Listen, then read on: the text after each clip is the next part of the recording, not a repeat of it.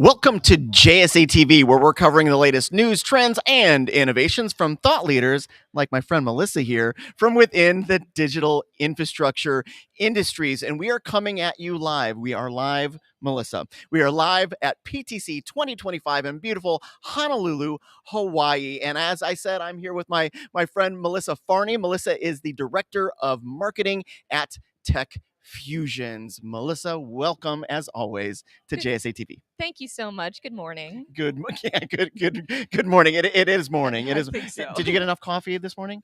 Yeah, me neither.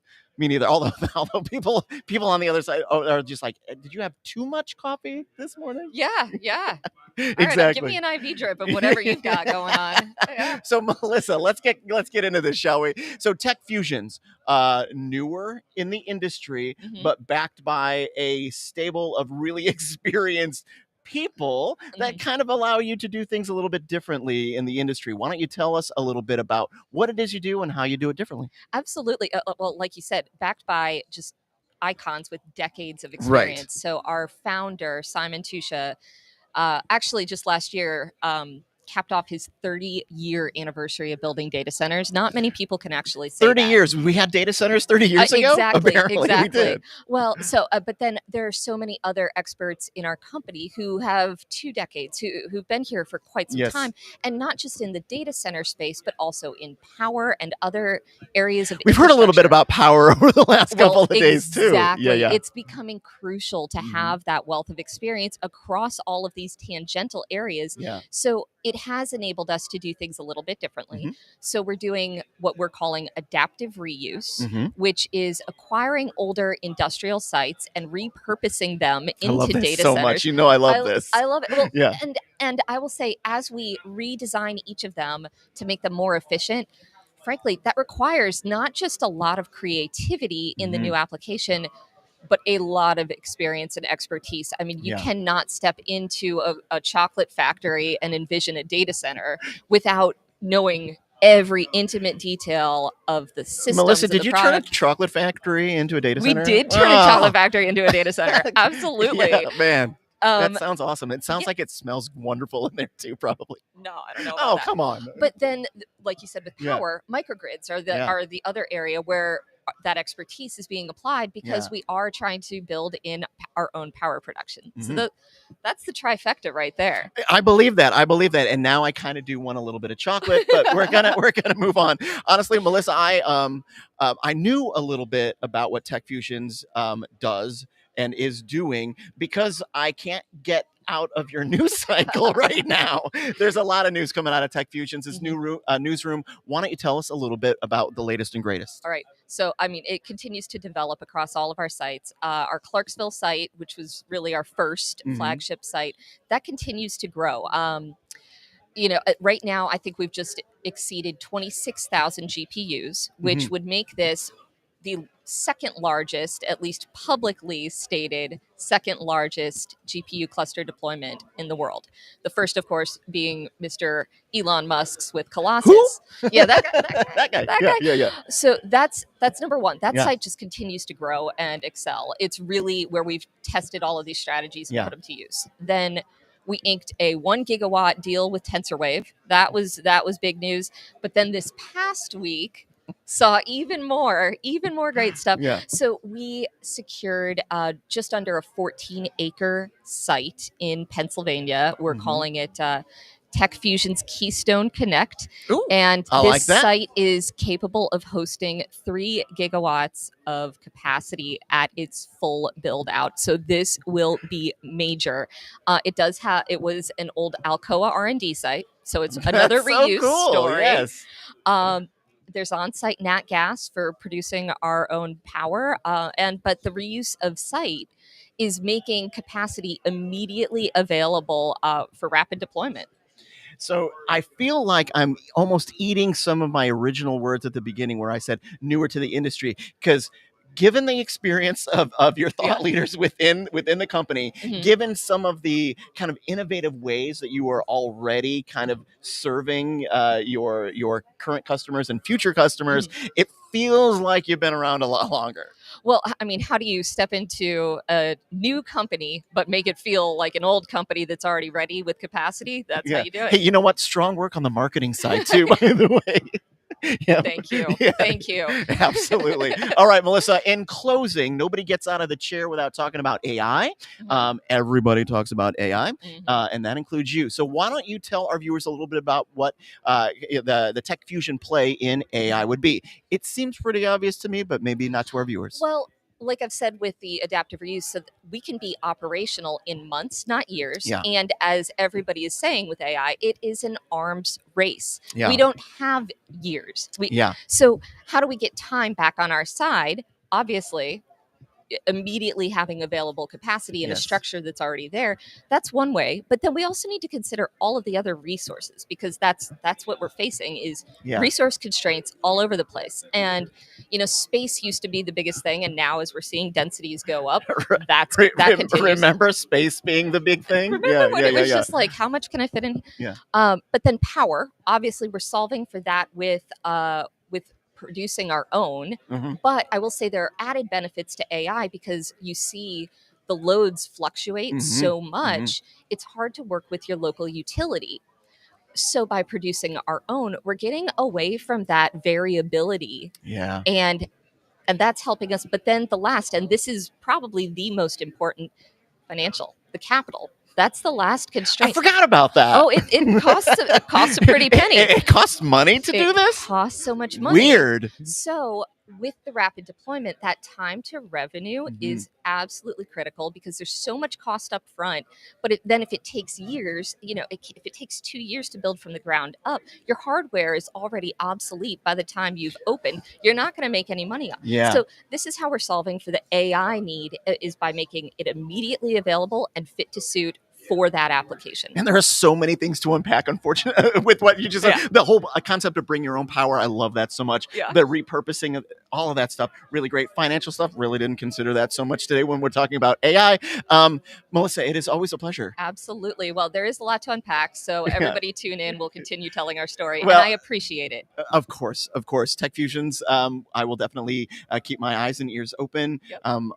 I can't help it with you guys. I just love what you're doing so much. So thank you so much. All right. Well, thank you. You bet. And thank you, viewers, for tuning in to JSA TV. Stay curious, stay connected, and we'll see you soon.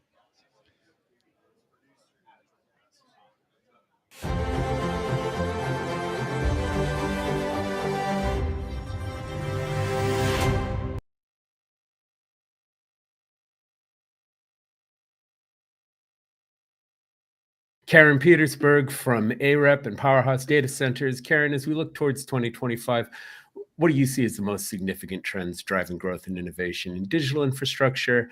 And how do you see these trends reshaping industry priorities? I think the biggest trend that we've noticed, or at least seems to be across the board, is just the use of AI and how it's becoming mainstream in software applications and other uses for everybody, really, and the different markets that AI is being put in is driving a lot of the growth that we're seeing in the data center industry today. And that growth is causing a lot of demand on the power infrastructure that we're seeing. And so we're going to continue to see that driving that increased need for the supply of power. And then we're going to be seeing more creative ways of getting renewables and alternative power sources to come to the forefront. We're already starting to see large-scale slips in power delivery timelines. We were looking at a couple of years. Now I've seen 6 years, upwards to 10 years, depending on the market.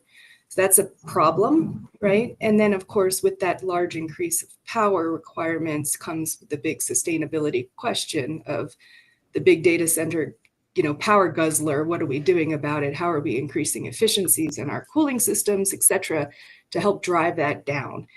And so we're going to start seeing more different mechanical cooling system technologies coming to market, I think, just to try to combat those trends. And we're going to start seeing more creative efficiencies and just thought processes around what sustainability looks like. And we'll talk more about that later, but it is one of the bigger things that are coming to the forefront.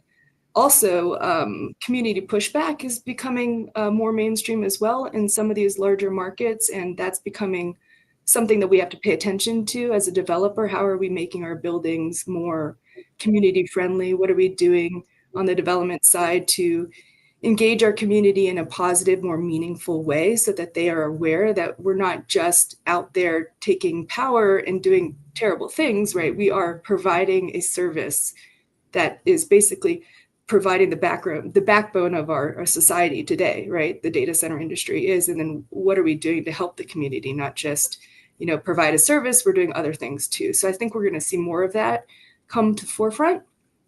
And then, of course, the supply chain issues. I know we talked a little bit, Kyle mentioned the labor market. That will be and is now a problem. We're hearing electrician labor shortages for years in some occasions, and we're going to continue to see those trends rise in steel mill workers, steel worker, iron workers, and some of these other more important trades. So all those trends are going to be important to watch, and what are we as the industry doing to combat that? So how are we helping increase the labor pool? What does that workforce development look like for each individual company, and how are we really contributing to the overall success of society? As we look towards 2025, what are the most significant trends driving growth and innovation in digital infrastructure, and how are these trends reshaping industry priorities? And I'm going to hand that question off to Kyle Hildebrand first. Kyle, what are your thoughts? Thanks, Matt. So I think there's probably quite a few different trends that are all kind of colliding and coinciding at once to shape the landscape for how 2025 will look. And really, most of them are in a very good way. There's a general consensus among the population that broadband access is now a need versus a want or a nice to have. So that's starting to create some demand and really shape how just about everybody's thinking about it. There's unprecedented investment in the sector by both government and private investors. That's really changing how things are starting to look across the United States from our vantage point. There's increased demand for data center capacity, which is being driven by a variety of things. AI is probably at the top of the list, but whether you're a hyperscaler or a small ISP, you have some role in that increasing demand. And there's an emergence of non-traditional infrastructure owners and developers that we're seeing, and they're coming to the forefront. You're starting to see them, certainly in industry publications and articles like local governments, municipally owned broadband, or state DOTs where they have a unique right of way, or a different unique right of way owner, such as a pipeline. So certainly those non-traditional infrastructure owners are coming about. Understanding that middle mile access in any form, is needed to support the flurry of last mile build out that's going to happen in 2025 and beyond. That's starting to come to the forefront. You have to have that middle mile to support that last mile capacity. And then, increased demand for third party conduit and dark fiber usage. This has always been something that's been out there, but, it's certainly starting to pick up and catch a lot of steam. Using IRU agreements for cost-efficient ways to support broadband expansion versus, a single person or a single purpose build, is really starting to come out. So I think all those things are starting to come together, and they're colliding, and it's making the industry what it is today. Now there are a few things out there that aren't necessarily as positive, such as a labor shortage, but by and large, most of the trends are pretty positive.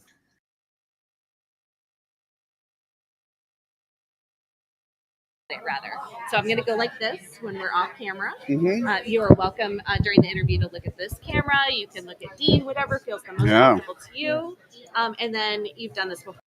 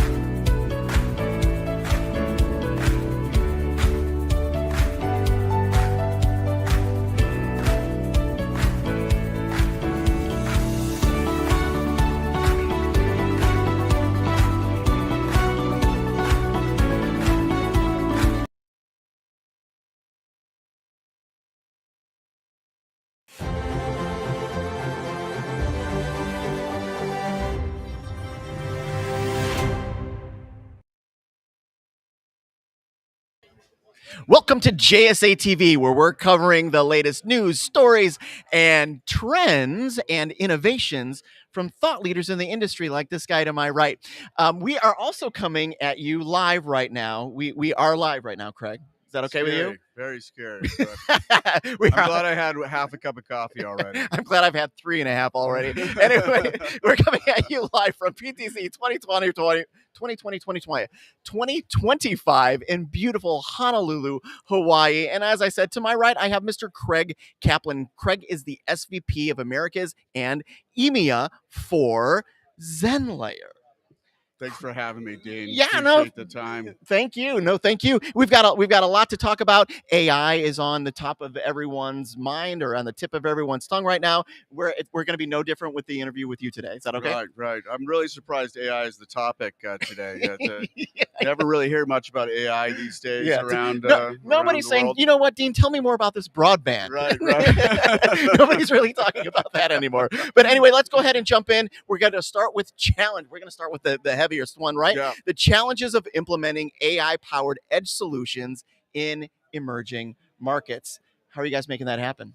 Well, I'm glad you're asking about emerging markets, because Zenlayer is all about The emerging deploying market. out into the emerging markets, as you know. So we're incredibly excited, because in the AI community, we're really being tasked to consult with AI companies, not just on the connectivity, but on the complete compute stack, from the LLM model and connecting LLMs to data sources, but really the future of the inference use cases. And how do you have AI applications work on the edge, particularly in emerging markets? Yeah. And so one of the things that we've really excited about is our AI fabric. And our AI fabric in Asia is just really incredible. We've launched this ultra low latency AI fabric that's connecting the data centers in APAC, from Singapore, Hong Kong, to Tokyo, to Johor. And it's a high capacity 200 terabit backbone. And it's really about, what is the need for AI applications out there, and it's low latency and the type of connectivity that you need that improves the experience for the end user as you deploy AI out into the world and into your end users in all these different types of markets. Okay, so I'm going to go off script already, but I feel like you can. Well, I'm glad that must have been a good answer if you want to go off script. It was perfect. Right. But it really does feel like we're at this kind of crossroads of being able to actually provide a service and actually having an application that people understand well enough to know that they need it. Yeah. And I feel like kind of Zenlayer kind of plays right there, especially in those emerging markets. Are you finding that as the technology, because we know that it's still relatively, it's in its infancy still, but as it matures and as people become more aware and unaware of how, knowing that they need it, but don't know how or why they need it, are you finding it challenging to consult on that and to actually provide the service? That's a great question, Dean. I think we're not finding it challenging to consult. We're finding that customers are really having a challenge to understand exactly what they need. Yeah. And so our goal is to provide a really fantastic range of flexibility to really understand what do you need in terms of your compute and your network stack. And so we find that we're in this fantastic position in the industry that we're offering both a full suite of solution. Got it. And we're offering it in 50 countries. So Is that all? when you want to go to a partner and say, okay, how do you handle the connectivity, not just in APAC and Southeast Asia, or connectivity into China, but also how do you do the connectivity back into the Middle East? How do you get the backhaul from South America back to Asia or back to North America? And so really we can have that view, right, that's global. And that really allows us to say, okay, we understand what your connectivity is today, but let's plan for this need. And then how are you going to plan for the future, where you might not really know exactly what you need in terms of the application, the workloads. So we're really proud that last year in Q4, we deployed our GPU edge. And launched that, and congratulations. Essentially was at capacity for the demand on that. Is shocking, surprising, right? Surprising that the GPU launch was at capacity, but we're continuing to invest incredibly into our network. Our pace of growth is incredible, not just in the AI market, but we're also seeing in the enterprise, the global 2000 clients, really every enterprise needs to transform into an AI company, particularly into their IT environment, but also across all departments. Yeah. And so really every client that we have across all these segments is finding this need for this expertise and this understanding to really think about it strategically. And I think in our industry, it's oftentimes, all right, I need this problem solved, this connectivity issue solved, or this compute issue solved.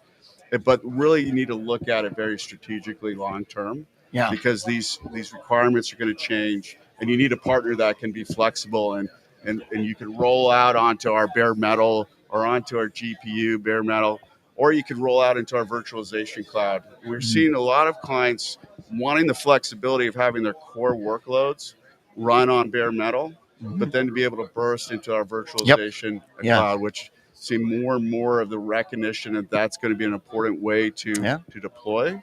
And so we're excited because we feel we're in the right place. We've done the right investments over the last 10 years, 300 data centers right now, and that's growing. And really having clients come to us and say, we need that flexibility internally, infrastructure clients. We're virtualizing our own POP deployments, and we need to be up fast. We need to be able to move with the markets. So much to unpack here right now, right? So, there's so much. I like to make your job difficult, Dean. No, you actually just made it really, really easy because that was the best summary I could have possibly given. But that's exactly why I asked the question, because everybody knows it's here, and that it's coming, and that transformation. It's like digital transformation on steroids, because we everybody knew digital transformation was coming and digital acceleration was already happening, but AI only made everybody go, now what? And especially on the enterprise side. And so you guys are really already kind of, ears deep in consulting on that and making sure that these businesses, these global businesses are prepared to meet those AI challenges. That's great. So amazing. Thank you very much for that. But let's talk a little bit about the opportunities for, this is fun. Revolutionizing is in this question. But the unique opportunities do you see for AI and revolutionizing the digital experiences in underserved regions of South America and Africa? That is a heavy question. You're on. Well, yeah, that is a heavy question. I mean, we've been deployed in regions like Africa for years, and one of the things that we're experts in now, and we cut our teeth on some very difficult markets, 10 years ago when we launched Zenlayer, and so we really understand the challenges in terms of deploying into regions in Africa, and our POPs are already up and running there, and we're expanding in Africa. But really, it's about understanding the local compliance and licensing needs, that we take that challenge away from our customers. But literally, the meetings yesterday were, how do you handle compliance in 50 different countries?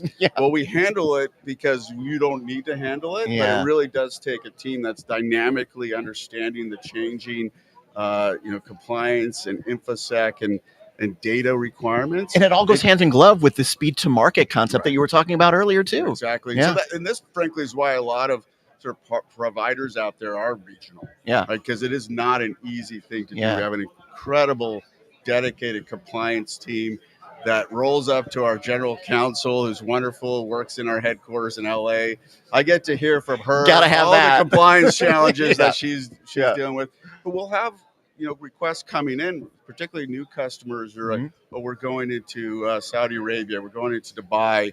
Do you have this type of license, or do you have this kind of requirements? And we have to invest not only in the infrastructure in those countries, but invest into the relationships in order to make things work properly and follow. We had a request just in December for a license in the Philippines, and we have multiple licenses in the Philippines, but this customer needed a very specific type of license.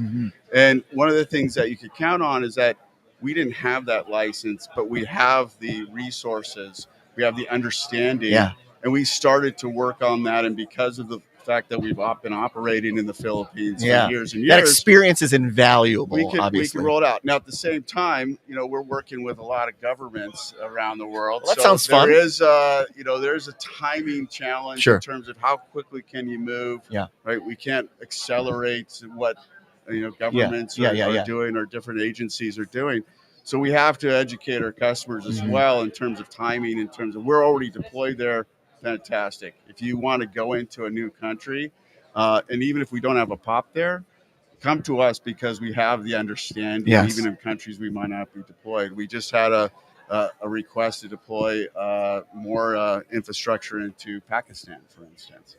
And folks are like, I didn't even realize you had POPs in Pakistan. I'm like, well, yes, we Surprise! do. Our map is very, very complicated. We we give a map out to clients and they go, I can't really read this. And we're like, well, that's because we don't have enough space on the map, and not enough lines to do. But good news, really, we can read it. We can go it. But the speed too at which we can operate. We're a private company, but we're a very, very large company that's a flat organization.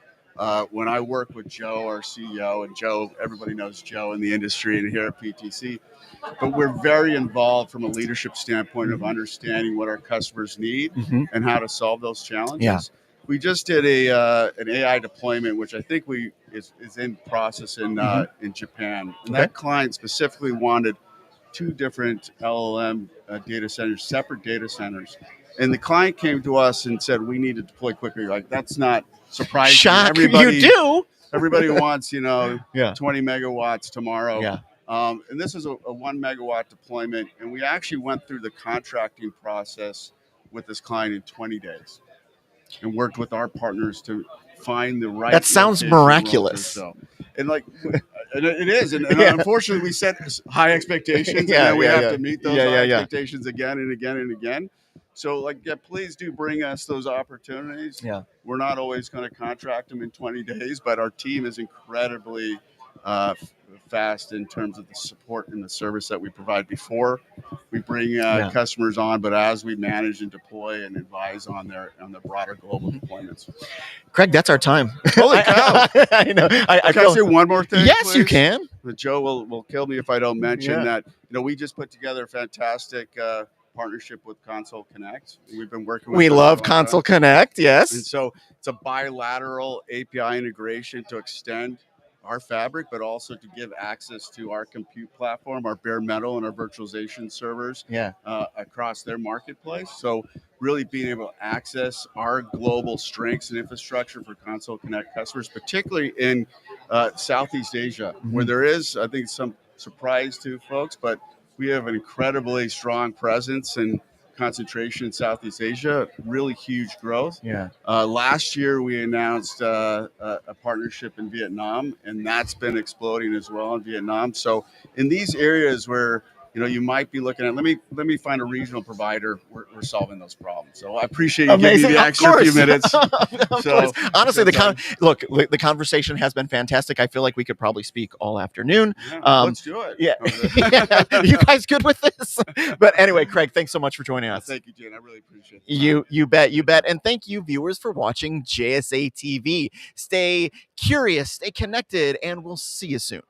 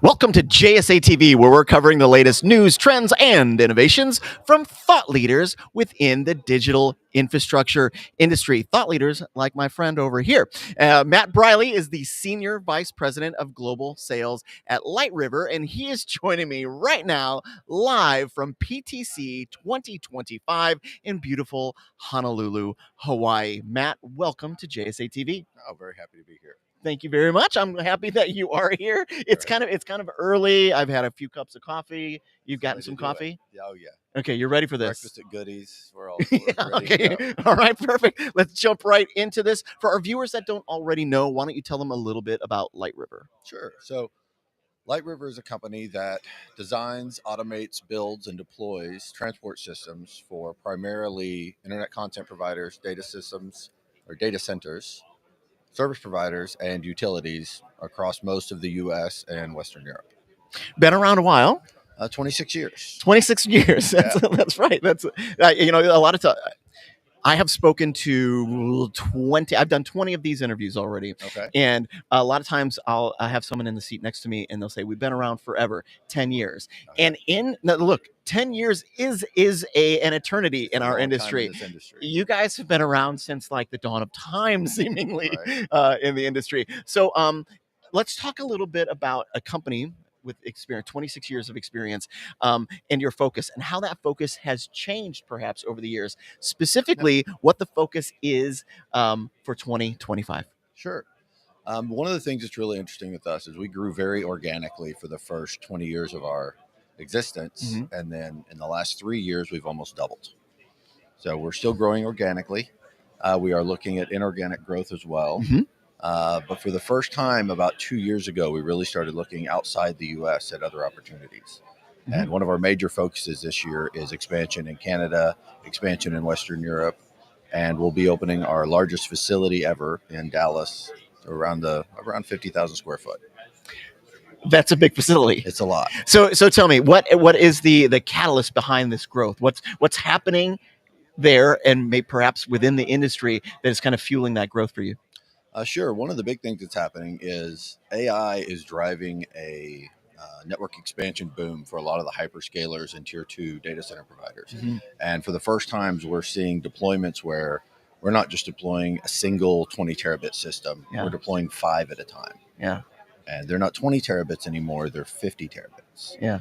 And the amount of floor space and people and power that takes, we just needed to grow. We needed a much larger facility. So we're getting a facility that will allow us to deploy tens of thousands of nodes for customers in a single year. And the reason we chose Dallas, one, electricity is a lot cheaper there than it is in many places. Business is business. Business is business. And two, I can have a team on the ground anywhere in the country by noon on a Monday. Truth. Transportation hub. Yeah, big transportation hub. Yeah. And see, folks, this is how I ask an AI question without having to ask an AI question. Right. Awesome. Thanks for that, Matt. I appreciate it. No problem. Let's also talk about, we've talked about some market expansion. Let's talk about industry expansion or some new vertical industry expansion that you guys might have going on. Yeah, one of the things we're looking at this year that we're going to focus on is moving from just connecting data centers and building service provider networks to moving inside the data center. Mm-hmm. So we believe the process that we use to stage and deploy networks is equally valid to stage and deploy data center equipment. Mm-hmm. So we call our current process the factory-built network. The new process will be called factory-built compute. And we're going to hub that out of Dallas. It'll have its own special area that we do that out of, and we're partnering with Nokia, one of our primary vendors, is building a data center focused router that they're bringing out this year. So we're going to focus on that specific product. Mm-hmm. And try to bring that to either enterprise who want to move things out of the cloud back on site, mm-hmm. or data centers who are doing expansions. So off script really quickly, enterprise that are looking to repatriate, what's fueling that? You know, it's interesting. What I have heard from many enterprises is that the AWS bills are becoming the long distance bills of the 1980s. They can't dispute them. They just keep getting larger. Yes. So that's part of it. I think the other part is security. Okay. That people want a little control over where their data sits. Yeah. Yeah, it's great that the cloud exists. It's great that we have a hybrid model. Right. But you want what you want, and I'm glad you guys have provided. Matt, thanks so much for being here today. I appreciate No it. problem. I have You great get time. you bet. And thank you, viewers, for watching JSA TV. Stay curious, stay connected, and we'll see you soon.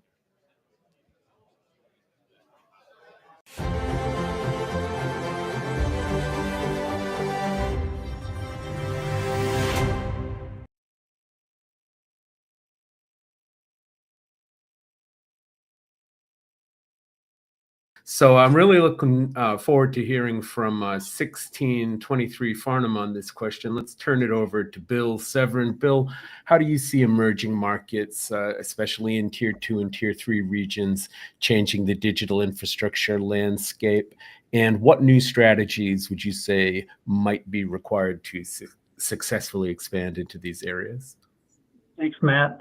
Kind of a couple of different perspectives that I think about. If we think about hyperscale public cloud deployments, there are a number of those deployments that are in or near Tier 2 and Tier 3 markets.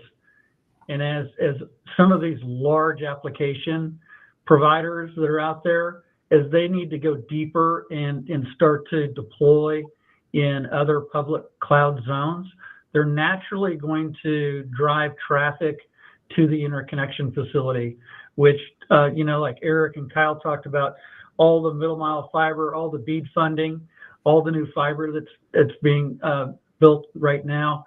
We have over 30 broadband providers that aggregate in our building, and all this funding is going to drive more eyeballs to our building. So the role we play as those, large hyperscale cloud campuses that are near us, we're going to drive large applications that can peer within our building. So, it's not new. Peering is not new, but we are very focused on the peering fabric within our building and driving the right content, the right applications. When you have 30 broadband providers that aggregate in one building, they don't just want access to 4 different carriers for diverse routes and low latency. They would love to grab all that peering traffic right in our building and reduce the latency there.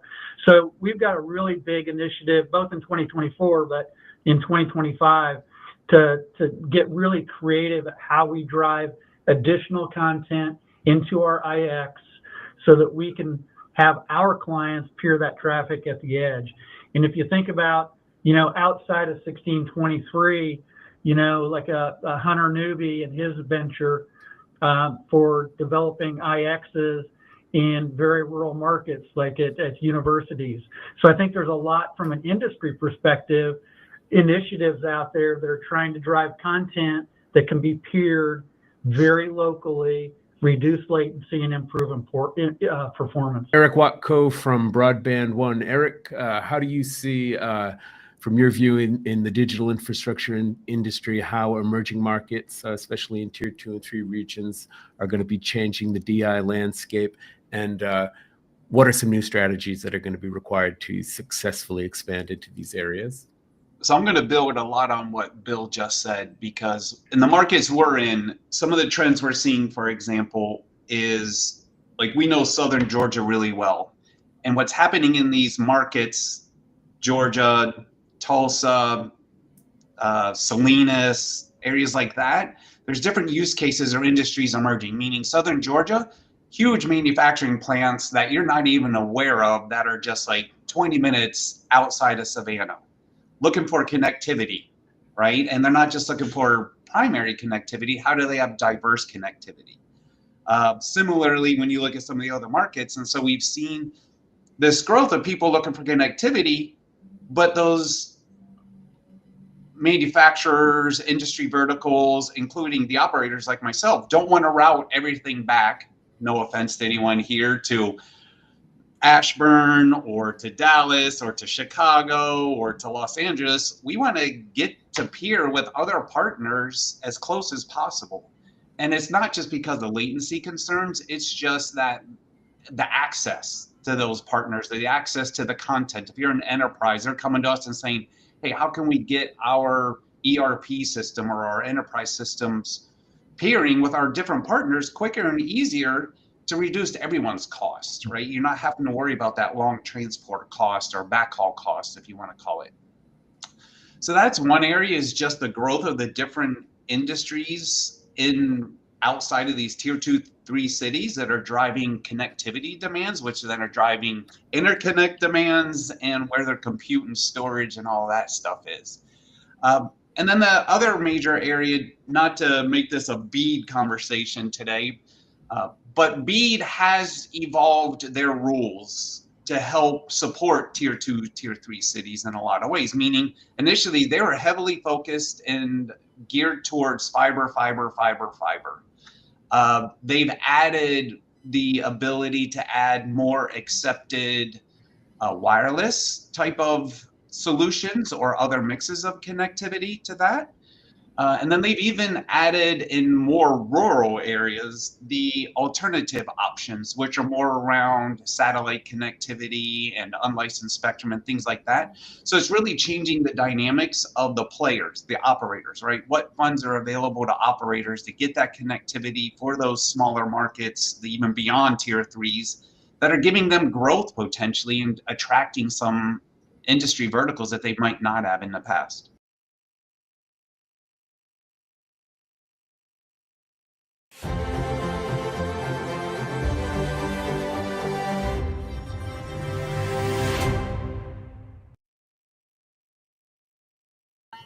Welcome to JSA TV, where we're covering the latest news, trends, and innovations from thought leaders in the digital infrastructure industry, like my friend George over here. And we are coming at you live. That's right, we're live, George. Is that okay with you? Sure, absolutely. I knew it would be, Very George. live. Yeah. From PTC 2025 in beautiful Honolulu, Hawaii. Not a bad gig today, right? Terrible weather. I know, it's terrible. Like, I wish I were back in Chicago where my eyelashes would be freezing to my eyes right now. I'm from the DC area and I miss the snow. Yeah, no, you get it. But anyway, George is the internet. George is responsible for international business development for Global Links. Easy for me to say, right, George? That's right. So, George, let's go ahead and jump right in. Why don't you tell our viewers a little bit about how Global Links is positioning itself in the subsea cable and satellite gateway? This is a new question for me today. Satellite gateway markets to enhance connectivity. Sure. So we are a hybrid. We're a data center / cable landing station / satellite teleport. So the first of its kind on any JSA TV interview over the last 2 days. Yeah. Well, it's kind of like where the world is heading right now, Dean, because we have subsea cable systems arriving in Virginia Beach from mostly the Western Hemisphere, places like Europe, South Africa, and the Caribbean and the like. And once they become terrestrial, they're looking for co-location within a data center. We're carrier neutral. And in addition to that, we are a satellite teleport. So directly adjacent to the data center is people, LEOs, MEOs. We currently have SpaceX as a customer. They're heard of them. They're an big LEO. So they co-locate in our data center and we supply them power not only in Virginia Beach, but we also have a facility in Myrtle Beach, South Carolina. So you have those three facets of technology in one spot, basically. You mentioned power. I want to talk about that just a little bit more, specifically energy consumption and sustainability. Nobody leaves the JSA chair without talking about at least sustainability or AI. We'll probably talk about both. It's huge. Yeah. Things like AI and, as more and more applications migrate to IP, you have things like AI and the like. We're very fortunate. In Virginia Beach, there's a very green initiative. They're building 44 wind generating stations offshore. The incumbent power company is Dominion Power.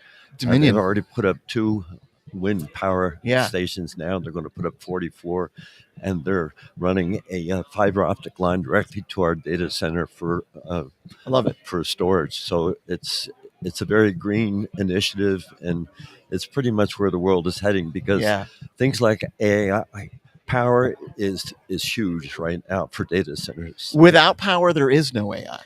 Yeah, and you're seeing, I mean, in all honesty, you're seeing a lot of things such as crypto mining, and that when you have a whole bunch of GPU servers that are eating up power and they have to stay cool, it's all power. So they're all we're all scrambling for the gold. Well, it's funny because earlier we were laughing actually because it used to be like, oh, is there space? We don't have any space, and now we're like, well, we got some space, but we ain't got no power. And that the whole concept of bring your own power, and the renewables, and I thought I had read where maybe Dominion was actually getting into nuclear too, or maybe they already were. So there's a lot of that happening right now. There's nuclear, there's wind power, there's solar farms, there's, I mean, and we find ourselves being approached by folks who deal strictly in that facet of the business, supplying power to data centers in different modes, and it's a huge coming facet of the industry. Yeah, Crazy. No, absolutely. And here's something that isn't new to anyone, but is on the top of everyone's mind, and that is low latency. If it ain't low latency, it ain't worth much, right? Totally. It's all about speed. So you're right. We're in Virginia Beach, and the only reason people come into Virginia Beach from a subsea aspect is Ashburn is still the epicenter of the data center universe. So because we're the closest thing to Ashburn, especially for folks coming in from Latin America. They would used to go to Miami or Jacksonville. Now they come to Virginia Beach, and it's a straight shot. And we're also looking at a cable landing station, possibly a little bit closer to Ashburn in the future. But yeah, speed kills. And it does. And it does. It's all about latency. It's make or break with speed, right? Yeah. Look, you just mentioned we've got some things going on in the future. Let's do this again in the future, shall we? Yes, sir. All right, George. Thanks for being here. You bet. You bet. And thank you, viewers, for watching JSA TV. Stay curious, stay connected, and we'll see you soon.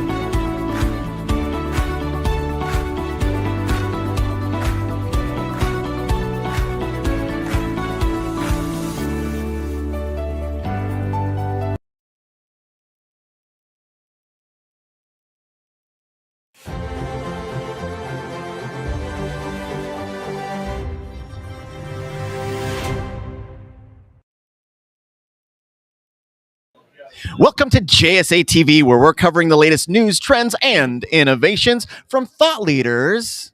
That's you. That's me. In the world of digital infrastructure. And we are coming, I'm Dean Perrine, EVP, that's me, Yes. at JSA. And we are coming at you live. We are live right now, Meredith. Exciting, right? Slightly frightening. No, it's slightly exciting is what Meredith meant to say. We are coming at you live from PTC 2025 in beautiful Honolulu, Hawaii. And as I said, this is my friend Meredith Nakamura. Meredith is the account manager at Approved Networks, a brand of Legrand. Yes. We love them. Yes. North and Central America. Meredith, we met a couple of times already on this trip, and it's been so much fun getting to know you. Yes, it's been fantastic from the moment I met you. I love it. I love it. So Meredith, for our viewers that don't already know, why don't you tell them a little bit about Approved Networks? Okay, so most people already know Legrand is an overall company that does everything for the data center space. Yes. We do retail and commercial, and for Approved Networks in particular, we offered a unified solution for the IP over DWDM. Mm-hmm. So everybody from independent companies to data centers, we offer all of the solutions. We mostly partake in the active, but then for people who need more of a channel diversity, we also offer the passive components as well. And why is that important to the data center? It's necessary for data transmission. That's it. That's right. You don't have a data center if you can't move that data. So, but what's interesting about this convention is that you're meeting so many people, and you're meeting them on the construction side. Yes. So they'll say like, well, when would we cross paths? And really we won't, because they're starting at the construction side. Yes. And they're coming in and they're commissioning and they're building. And then once they're done, and then the racks and the cabinets and all that go in, that's where we are. And then Approved Networks in particular is once you get to the blinky lights, once you get to actually transmitting the data, that's when we come in well past construction. So it's cool to see all the little niche components here working together. Meredith, I love this so much because the industry, a decade ago, or maybe a little bit more, it used to feel like everybody was trying to compete. We were racing to compete with one another. And what you're telling me, the example you just gave, is quite literally a relay, where we're all in the same race. Yes. We're racing the advances of technology together. We're handing batons, construction, going to everything from lighting within the data center to power and cooling in the interconnect from Legrand and DWDM, data transport and all of that kind of stuff. It's all just one specialized group of people handing a baton to the next. That's exactly what it is. It's an assembly line where you require all of the different components, and they have to interact and function together, but they all have a very niche particular job function to. And ours is once you get to the data transmissions, and you need to do the data center interconnects, and you need to transmit. So we're on the opposite side of construction, but once you actually start going with the data, that's where we fall in play. And the thing is that when we're talking about, this is very exciting for me, because I don't know that our viewers really realize the sheer number of components and pieces that have to come together to make any of it work. And it becomes increasingly critical for those pieces when we talk about the advent of AI and machine learning and those kinds of massive data loads. And how that works. And it's not just about the data being processed and analyzed within the box, but that data has to go somewhere. It has to get places. And that's where Approved Networks comes in. Absolutely. And what's absolutely essential is that they have to function together. So while there's a great deal of cooling people here, and that's great, and there are power people here, you have to look at the power and the cooling and how it impacts the optics, because they're off-putting the heat. And then whether or not you go with a submersible cooling component or another, perhaps a different component, you have to look at the factor of the output that the optic is putting out there. And all those little pieces go together. It doesn't seem like they all necessarily would coincide like that, but they really do. They really do. And none of it happens if they don't. Correct. Everything from supply chain to getting the chip to the right box, and that box to the data center, and that, and all of those things have to work together in this very orchestrated way in order for anything to work. We also, so obviously space, power, cooling. All of these things have been big themes at the event. Yes. At the event so far, but none of that stuff means anything if we can't move the data in the first place. Right? Yeah. So all those things are great, but you have to actually be able to transmit it across from one area to the next. And that's why we have, that's why it's so important to have the DCI components and the telecom exchange, which we provide. So yes, you can't, once you have the building and you have the racks and you have all the things, if you can't actually move the data from one side to the other, it means nothing. It means nothing. Meredith, you are the first of a kind at PTC that I have interviewed so far, where we have been able to say we've isolated this very unique and exceedingly critical piece that nobody is really talking about right now. Everybody wants to talk about the technology, and that's great. That's great, but that technology doesn't happen without you. Yes. And especially as people talk so much about AI, you have to come back to the fact that in order for that to function, you have to have some way to convey the data from one point to another. So that's us. So Meredith, I think we're wrapping up. That was we are wrapping up. Thank you, Meredith. You want to host the show now? Not at all. Thank you so much. Yeah, good to meet you. Yeah, no, it's great to meet you as well. And thank you, viewers, for watching JSA TV. Stay curious, stay connected, and we will see you soon. Right, Meredith? Definitely. Absolutely.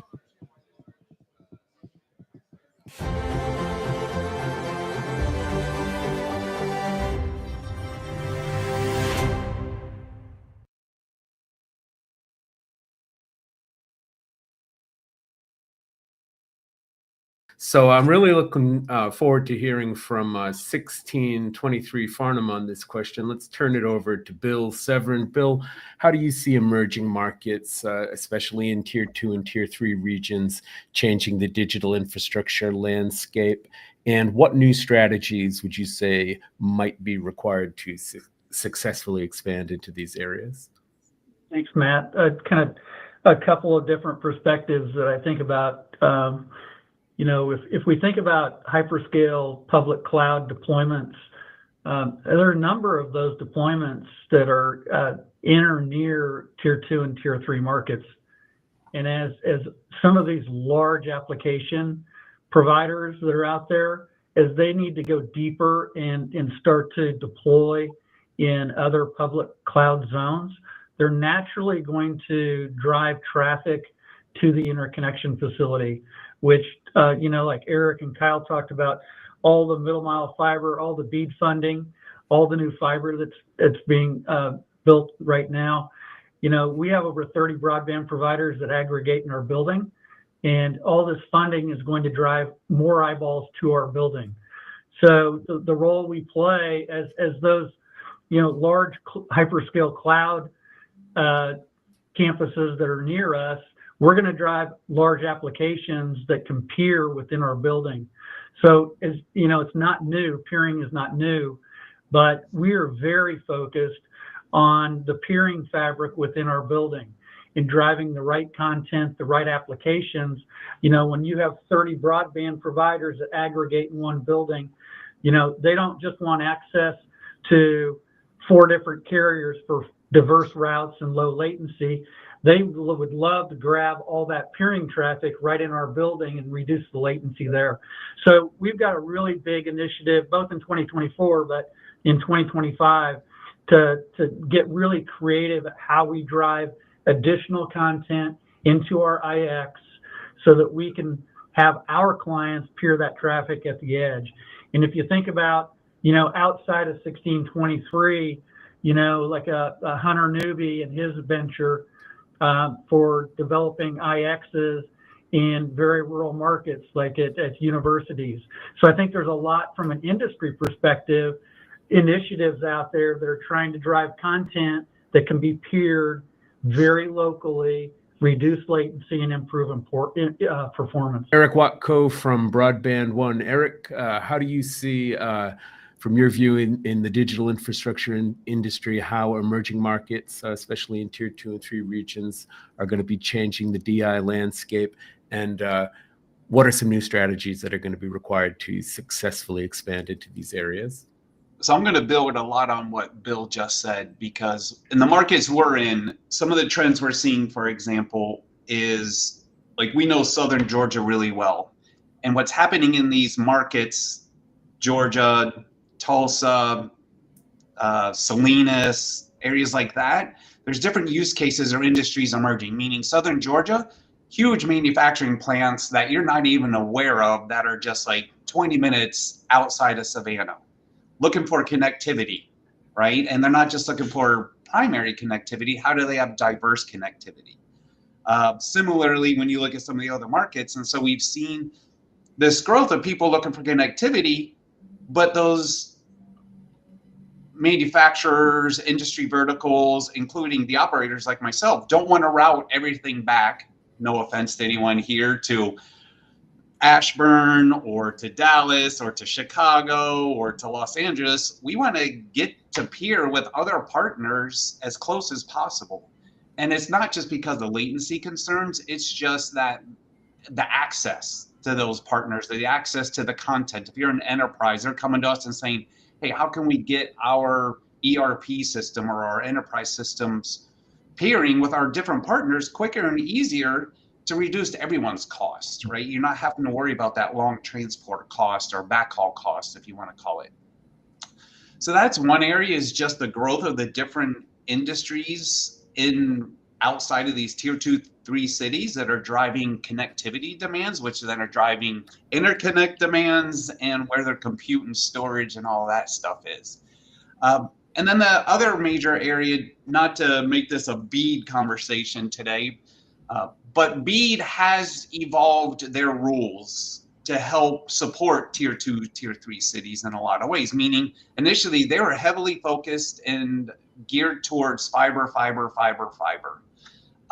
They've added the ability to add more accepted wireless type of solutions or other mixes of connectivity to that.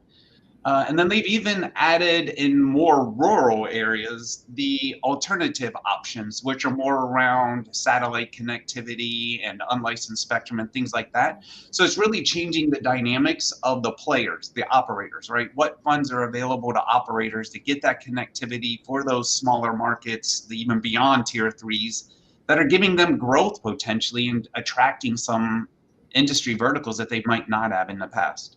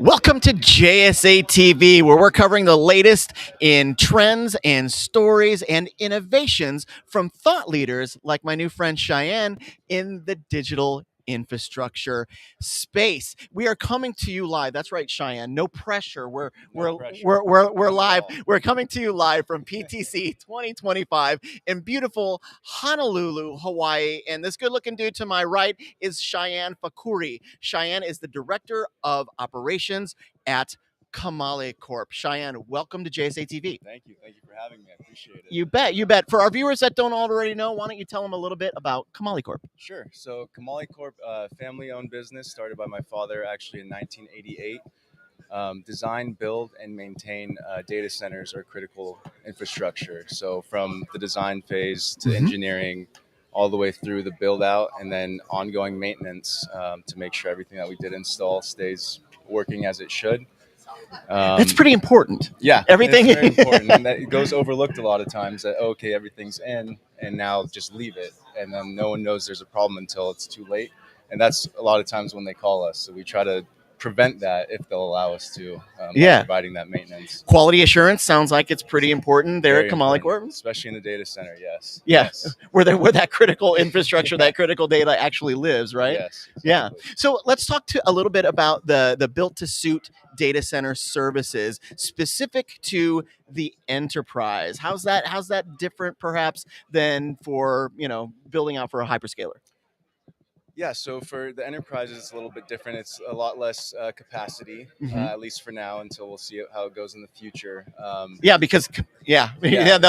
a very, very good point, Cheyenne, because like what they need right now versus what they're going to need probably even 6 months from now. Yeah, who knows? It's exponentially. That's correct. We don't know what's going to happen, really. That's right, yeah. As soon as they decide, they find out what to do with all this AI stuff, then it might just rocket even more. Who knows? There's no question. Question. So but you mentioned AI, because we're talking about kind of enterprise specific. Are you seeing some inquiry from the enterprise customers? They talk about it, but I don't think they know what to do with it yet. It's in the back of their mind. They're thinking to prepare to start doing these things, but not many have actually implemented or started actually installing the infrastructure to do this. And that's honestly what I've seen from or what I've heard from a number of other guests that we've had on the show is that they're ready and waiting as the technology catches up, or the applications catch up to the technology. So if I'm an enterprise customer, I know that it's coming. I know that I will need it. I know that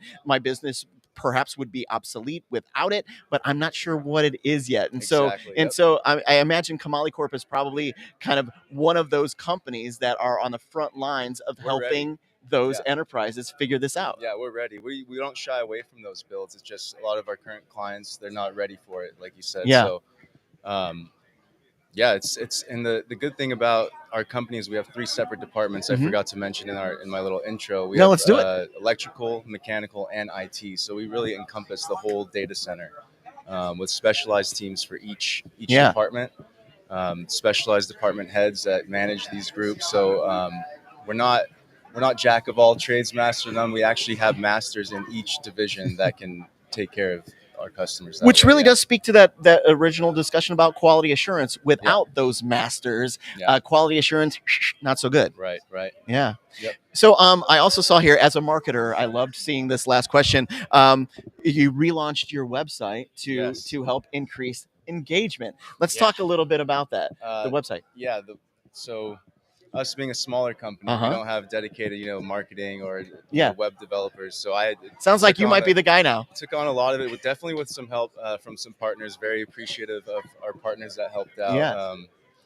But that was tough. So we do a lot, like I said, the electrical, mechanical, IT. So we were trying to get the message across without watering it down. And you don't want to blast the customer, the potential client with everything. So we had to figure out a way to kind of explain it all in bits and pieces to really get the message across. And it's another thing that kind of might be confusing is we do building infrastructure as well, not only the data center. So we want to get that across as well. We don't want to tie ourselves to the box of the data center and then they forget about us on the rest of their building needs. Yeah. I like to say the data center is such a critical room, such critical infrastructure, that anything outside, building air or lights or whatever, security is easy. So we can do all of that as well. Yeah. So building the website, we were trying to really get that message across without, like I said, watering it down. Cheyenne, you're a natural marketer, because that's the sweet spot, is saying what it is that you do, letting people know that you are a potential suitor for them without overwhelming them with information and then moving on. Right. So the jack of all trades, that's really not a good thing to be. No. Somebody's got to master something. So it's funny, I was joking with my father, he's here as well. We just launched the website, so we're still going through ideas. It's definitely not what it is going to be when it's fully complete. They're always iterative. Yeah, you have to keep up to date. So I was like, maybe we should just put on our homepage. We literally do everything in a building. We really do. But then it goes to that, people be like, oh, they're not good at everything. They just do it all. And they just get by. But we do mostly everything in a data center and a building very well. Awesome. Yeah. Cheyenne, thank you very much. That's it. That's it. That's it. So bad. No, it wasn't so bad. Thanks for joining us on JSA TV. We appreciate it. I appreciate it. Thank you for having me. You're very welcome. And thank you, viewers, for watching JSA TV. Stay curious, stay connected, something this guy knows a little bit about, and happy networking. We'll see you soon.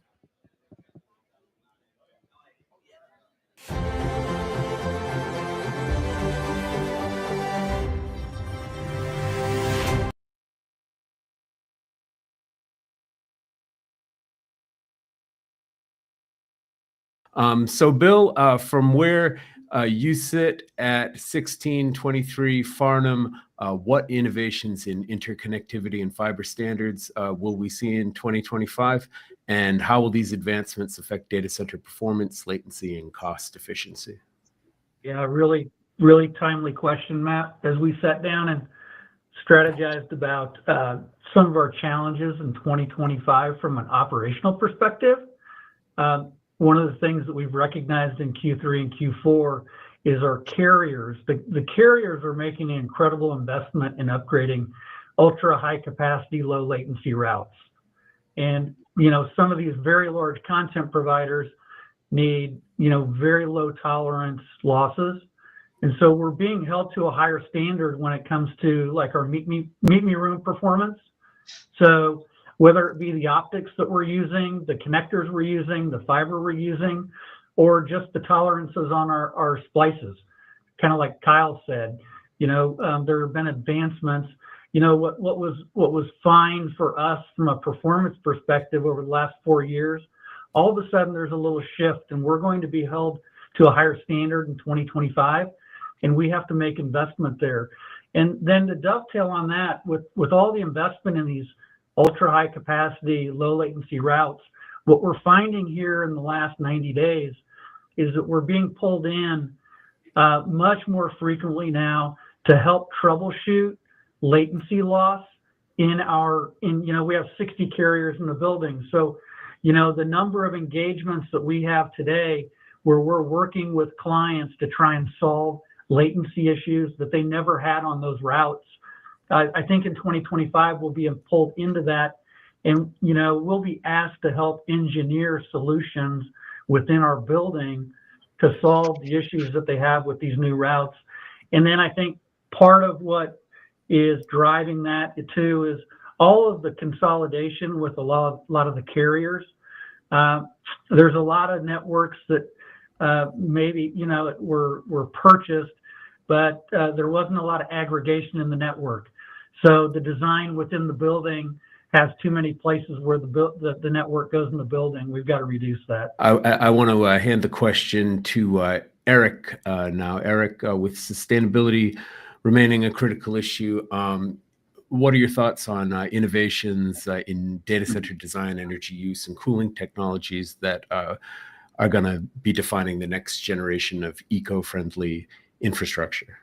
Yeah, I'm going to tie it back to that deepen concept. If you really go back and look at how that's some of the underlying benefits I think people are believing will come from that, it's not only the cost of investment, inherently people also believing that it will be more eco-friendly because you don't have large facilities driving high power. You got more of, hey, here's available resources that are already operating to a certain extent. If we collect them, like edge compute, if you start to collect them, do you leverage and maybe optimize the grid or the power requirements from them as a whole? It doesn't change the demand for the applications in the sense of what they're requiring for compute.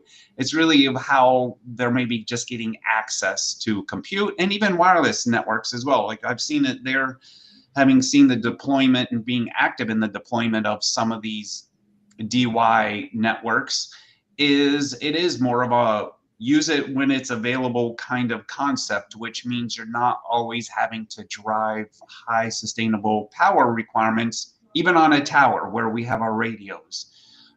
So we are seeing trends in that way. It's more based on theory, so we'll see in practicality as some of these deep in kind of concepts take scale, if it really drives back that there is a savings or an efficiency gain in just the total use of power, or is it just shifting the problem further out in different parts of the network and infrastructure?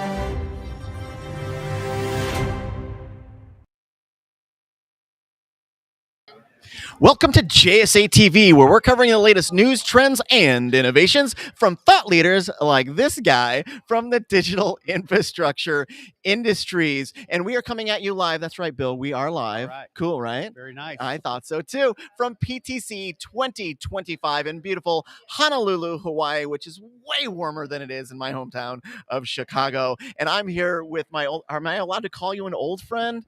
I look pretty old. Oh, well, I'm getting there too. Yeah. I've got a lot more of this than you do. With my old friend, Mr. Bill Severn. Bill is the CEO and president of 1623 Farnham. Bill, as always, welcome to JSA TV. Thanks for having me, Dean. You bet. And for our viewers that don't already know, why don't you give them a quick intro to 1623? 1623, we're the Interconnection facility in Omaha, Nebraska, and glad to be here. Yeah. So let's talk about Interconnection in Omaha, Nebraska. Why is Omaha, Nebraska a brilliant place for interconnection? That's a really good question. One of the value prop that we provide, and we tell customers, we sit right dead smack in the middle of the United States. So we're kind of like the bullseye when you think about fiber traversing east, west, and north, south in the United States. Mm-hmm. And all that fiber aggregates in our buildings. So as we think about a value prop, we have over 60 fiber carriers in the building. Mm-hmm. We have over 30 broadband providers. Mm-hmm. There's a when we say interconnection, you're not messing around. Exactly, yeah. Exactly. And then, you think about all of the hyperscale activity that's happened in the Midwest. Yep.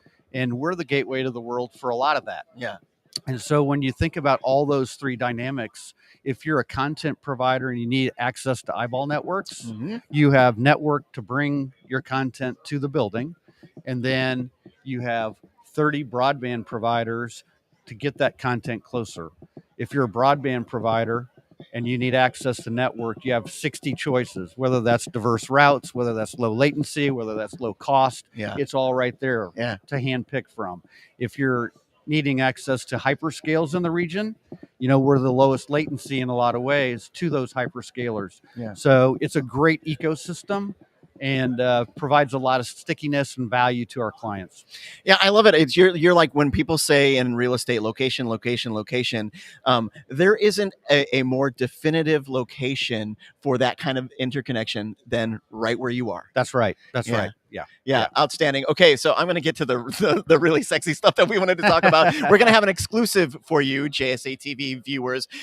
Bill, tell me what's going on at 1623. Yeah, thanks for asking, Dean. And We haven't made any public announcements. We're proud to announce this on JSA TV Love live it. today, but due to the absorption increase in our building, we've had to accelerate our plans to turn up the last 2 floors in the building, and so we're currently in the process of energizing the last 2 floors in 1623 Farnham. It'll add another 1.5 megawatts of capacity to the building, and that project will be complete in Q2. Bill, I love it. Thank you very much for giving us that exclusive. Yes. Tell our viewers why that's important.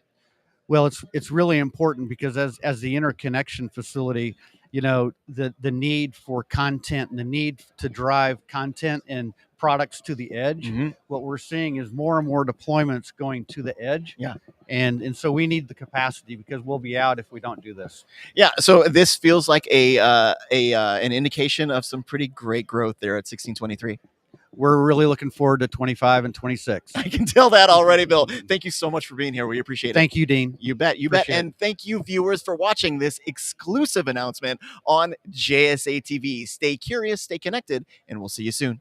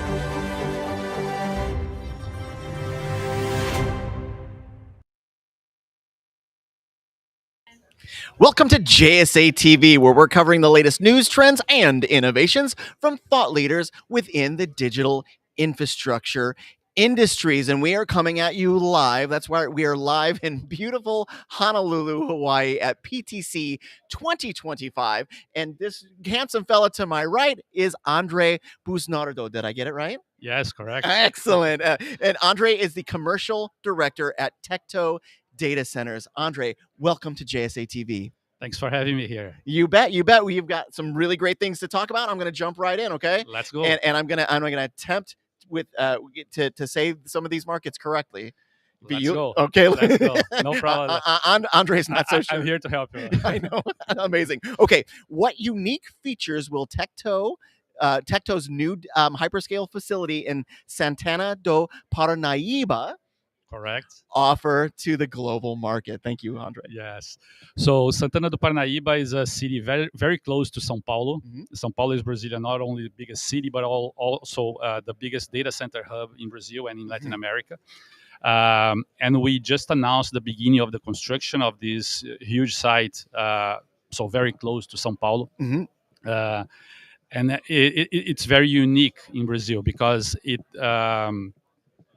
ties the proximity with São Paulo with a large availability of energy, which is critical, and it's also in several parts of the world, but also in Brazil. For this amount, we're talking about 200 megawatts of energy already approved by the utility. So what we understand we are offering the market is a very quick delivery of huge capacity. As you guys know, and everybody is talking here at the event, Brazil is a potential hub for not only for the cloud growth, but especially for AI and machine learning. Yes. So this site, I think, will be one of the first able to deliver such a high amount of energy. Yeah. And obviously, it is our project is high density, is liquid cooled prepared. We'll be able to tailor it to customers' needs. So we have a very fast offering, very unique in the country. Okay, so you mentioned the speed to delivery part. I hear that is a real challenge for many data center operators. How are you able to have the kind of speed to delivery that you have at your facility there? Yeah, so we are just starting the construction now. We're doing earthworks. But during the process of acquisition, we had already started all the permitting with the utility. Brazil has, for this amount of energy, Brazil has an integrated system. So we had already started way before all the permitting, and we just got it like 2 weeks ago. Congratulations. Yeah. I'm sure that's a challenge, that's right? A challenge. That's a challenge. And also in parallel with that, we have worked together with our mother company, with Vital. We have been working and with our investors in renewable generation. So what is called in Brazil auto production, which is the owner of the data center is also the owner of the generation. And we have a partnership with two companies. We are doing auto production together with them, which is Atlas and Atiaia. And these companies are solar generation plants. So that's a little bit of what we have been organizing and doing in the past years. Yeah, no, we love that. We are the publishers of the Greener Data book.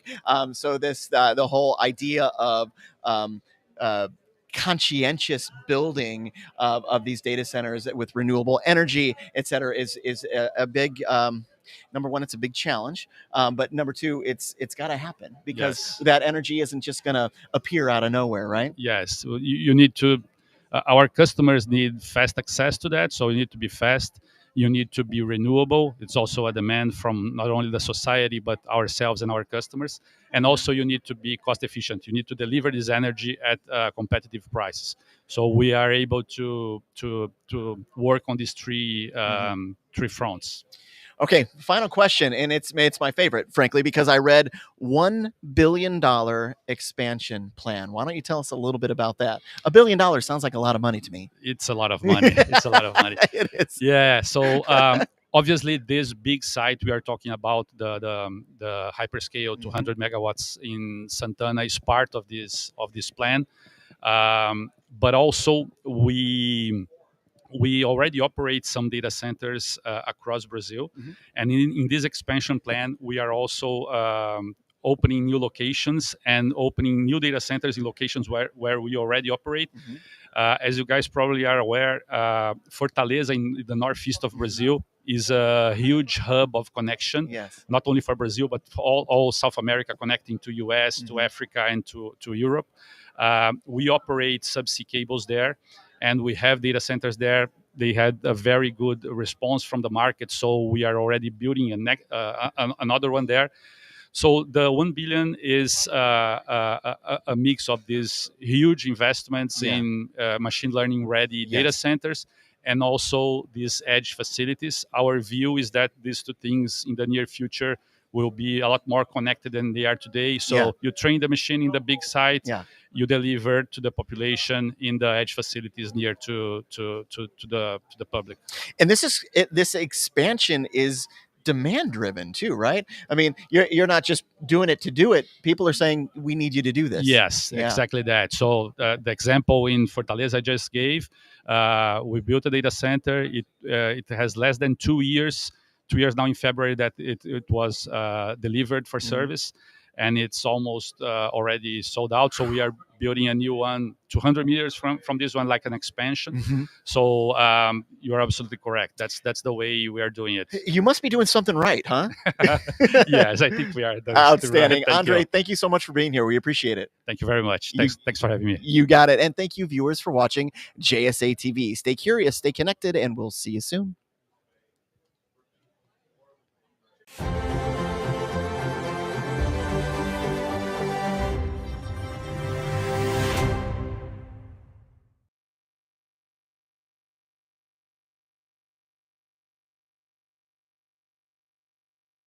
With sustainability remaining a critical issue, what innovations in data center design, energy use, and cooling technologies will define the next generation of eco-friendly infrastructure? And Karen, as a sustainability and data center construction expert, I'm going to hand this question to you first here. All right. Well, thanks, Matt.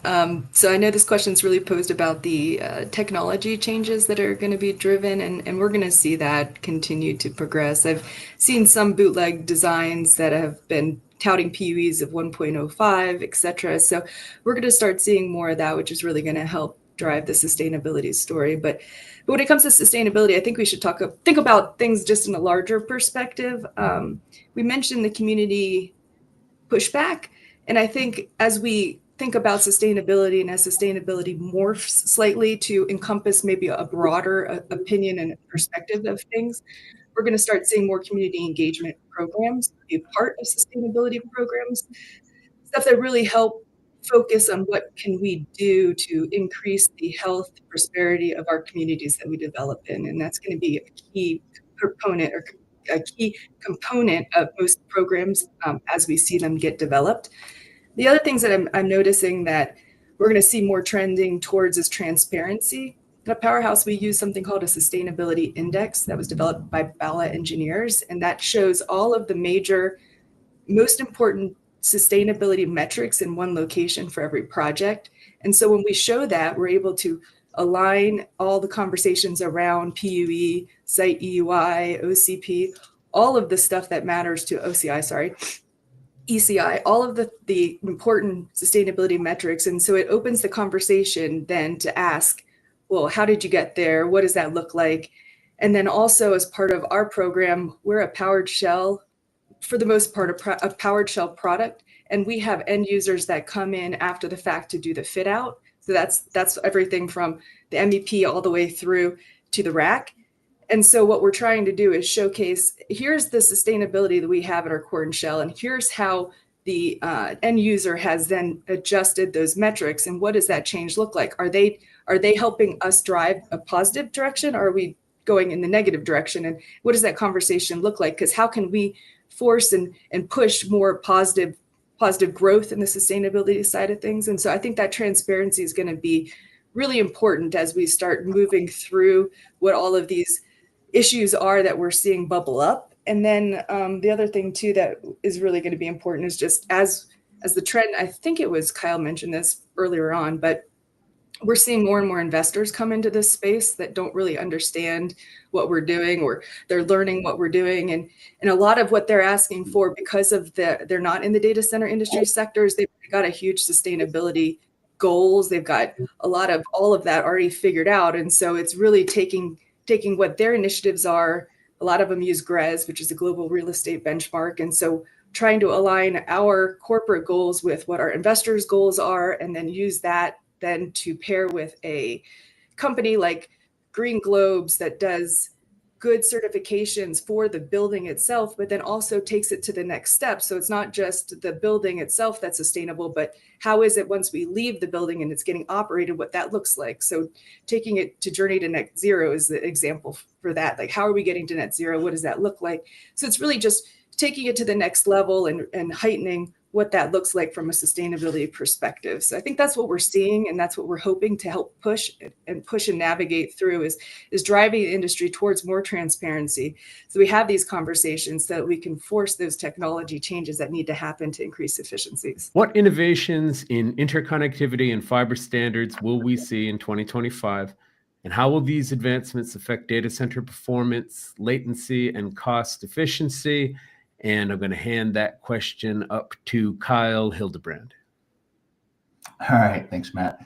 So, people think about, fiber optic cable, and I think it's, it's very mature. It's been around for a while. It's ultra reliable, but there certainly are innovations, especially in cable density, that are allowing the use of more existing space for overpulling.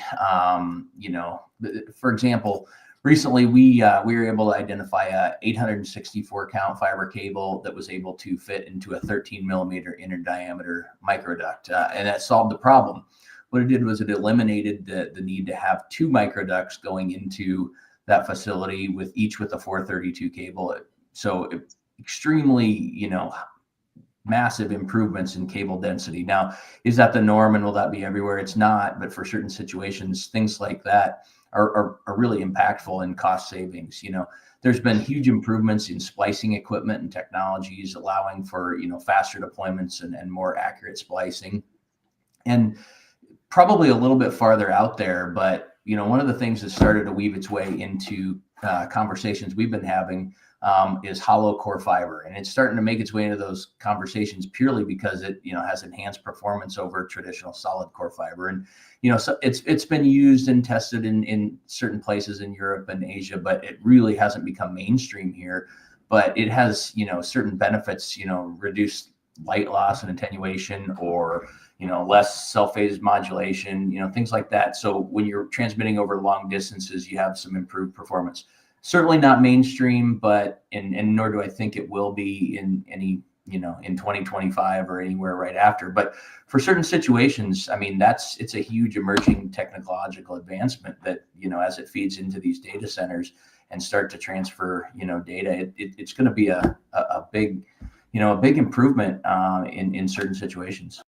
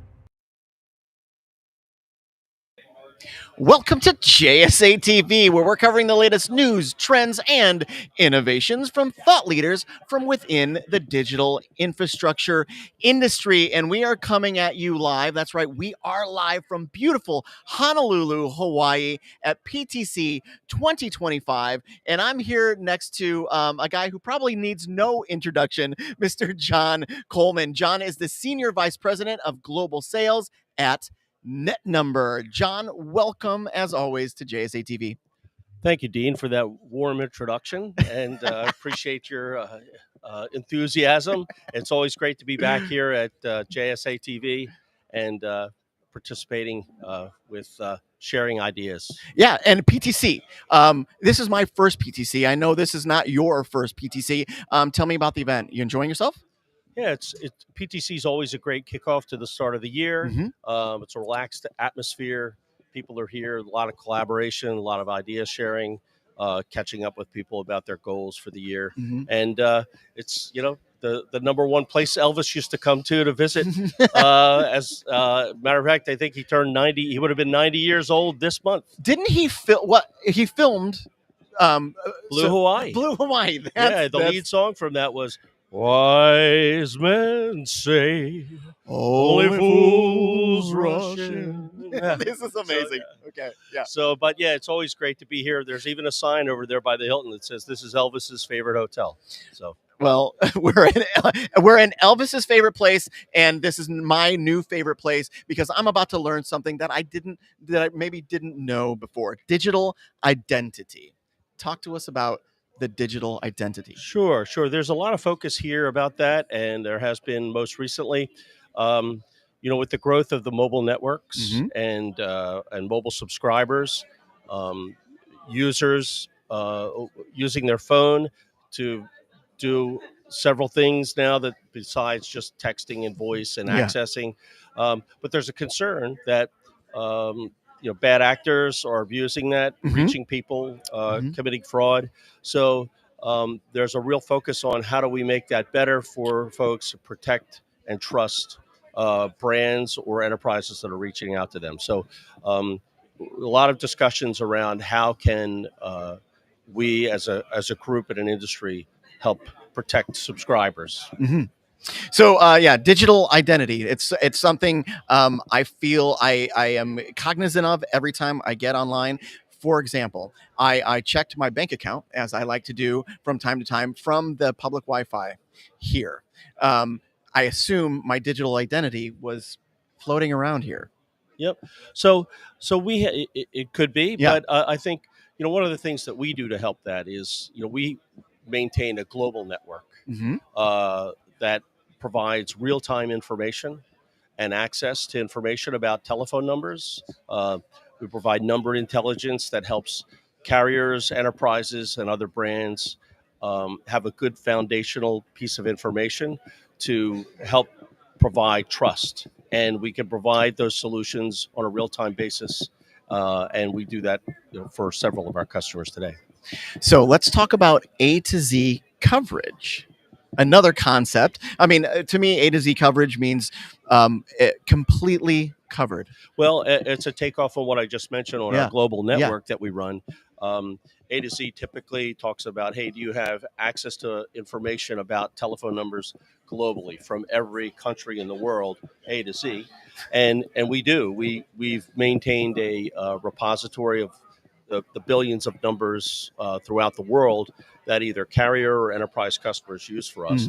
And we provide that information over our global network so that in a real-time fashion, you could get the information you need at the moment. So those digital identifiers, that number, I imagine number one, to have the that kind of database seems almost unimaginable to me, number one. But number two, it sounds like it might come with some challenges too. Well, yeah, the challenges are always when you're trying to make sure you have the most robust and current and accurate information that's available at the time. There are things you need to do to make sure that you've got that information. And we've put in place several things over the years. We've been in business since 1999 to make sure that the technology keeps that information up to date, and we have the best data. We spend a lot of time working with suppliers, and the collaboration between the carriers and the other providers and the information they have, so that we can make sure we have the best answer at the time that we are queried to get it. Excellent. I'm going to go off script a little bit, if that's okay with you. Sure. You don't sing, and I'm not going to make you sing, although I might. You can carry a tune. We know this already, Yeah, John. Maybe we do a duet. So your ideal customer, if you're here, who is it that you really want to zero in on? Who's your ideal customer? Well, that's a great question, because back to your original point about why identity is important. What's starting to become one of the key things that help identify who a person is their telephone number. Yeah. And it's ubiquitous throughout the world.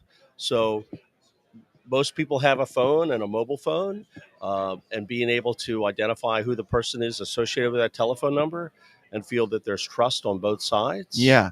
That's probably the key thing that's really driving a lot of that. And I think there's agreement globally on that. And we collaborate on, okay, how do we make that better? And, so it's not just carriers, it's not just messaging providers. Yeah. It's enterprises and any of the folks or service providers in that chain can be participants.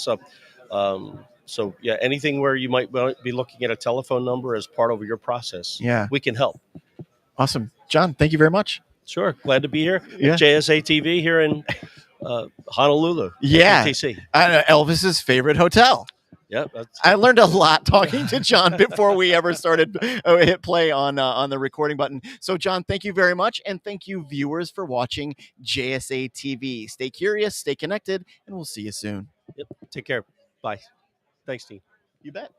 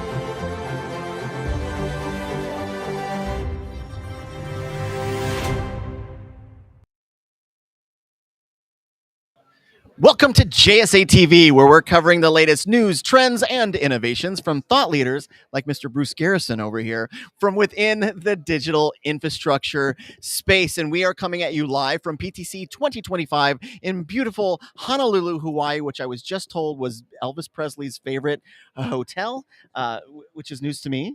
I was in a meeting room that was supposed to be Elvis's favorite hotel room to use. Really? So I think it's a true story.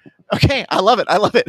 Anyway, so this is Bruce Garrison, everybody. Bruce is the CEO of Bandwidth IG, or AKA Big. Bruce, welcome to JSA TV. Thanks, Dean. I appreciate it. Look forward to this every year, and excited to have a few-minute discussion with you. So Me too.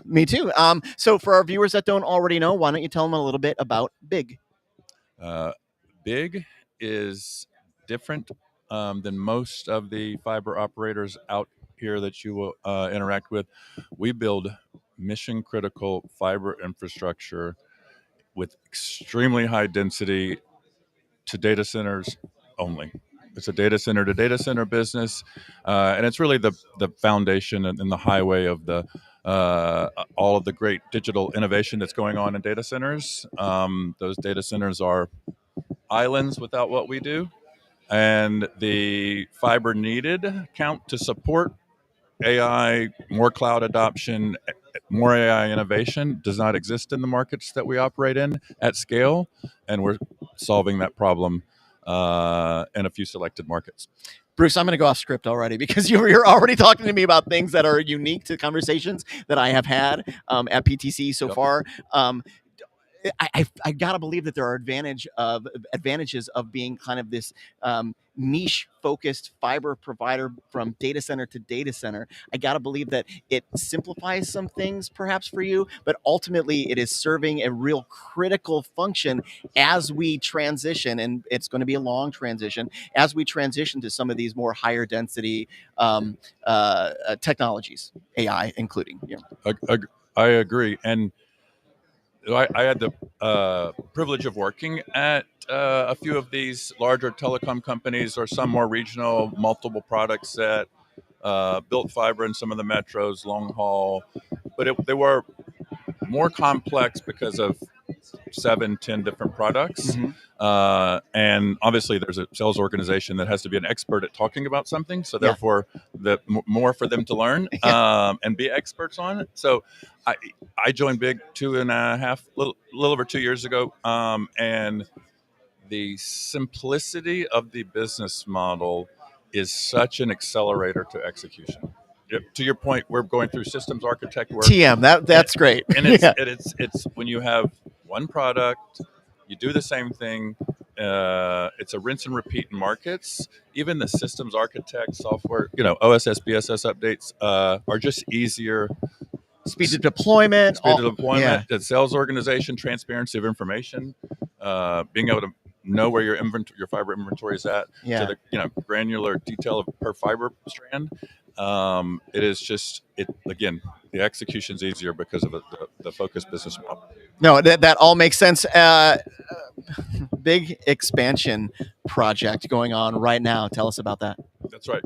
The most recent one is 170 miles, probably a little bit undersold. It's getting closer to 200 additional miles, and the greater Atlanta area. And I say greater Atlanta because it's very, it's 60, 70 kilometers outside of Atlanta. It's not just in the downtown.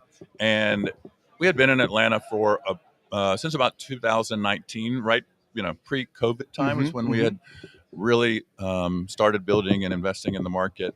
And Atlanta is going to be, I always said this, I think this is going to happen, but I'm 100% confident it will be the second Ashburn of the United States.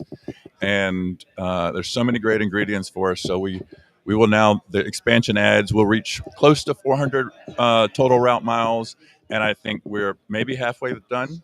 You will see it continue for the next few years. Look, Bruce, you're segueing to the next question better than I ever could myself. And that is what is driving that demand? I mean, to me, it feels like, well, Atlanta, that's probably already pretty dense. Why more? Right. Few answers as part of that. power consumption of a GPU is 10 times more than the CPU. It's in everything that everyone's talking about here about more demand for data centers and people building more boxes. That's obviously happening across the United States. Atlanta has a lot of characteristics, or Georgia as a whole has a lot of characteristics that help. There's Ashburn overflow. Not everyone can put their stuff in their servers in Ashburn. You have a more progressive utility with Georgia Power, who has more investments happening in additional transmission. You have available land, and you have also the ecosystem that was created from Hartsfield-Jackson Airport, which you have universities, you have resources, you have educated skill sets in those new graduates coming out. So you just kind of have every little thing that lays together. And fortunately for us, as this started to accelerate, we made the decision to get into the market at a great time. And perfect time. It's exciting, and when people are building boxes, you can see them, you can talk about them, drive around. What we do, other than after construction, it's not tangible. It's underground. You don't see it. It doesn't get the same of in-depth understanding of that it is a problem, and that infrastructure is not there yet. And so we're playing a role to solve that in Greater Atlanta and San Francisco Bay Area and in Hillsboro, Oregon. And how about Chicago? That's where I'm from. Any plans for Chicago? But we are going to get close to Chicago this year. Indianapolis? Nope, it is not. Yeah, we have. I'm just naming the markets that are close to my own residence. We actually have a fourth market, and it is. Are we allowed to talk about it? We are. If not, that's okay. We'll talk in the again. Midwest. Okay, cool. The Midwest. You know what, the next interview, I guarantee you there will be some discussions about it. But we are excited about a fourth market, and we do expect to add one or two more in the next 2 years. So, fourth for now, and then more to come. And happy to talk about that fourth market. Amazing. When we see each other again. Let's do that. Bruce, thanks for being here. Thank you. Appreciate it. You bet. And thank you, viewers, for watching JSA TV. Stay curious, stay connected, and we'll see you soon.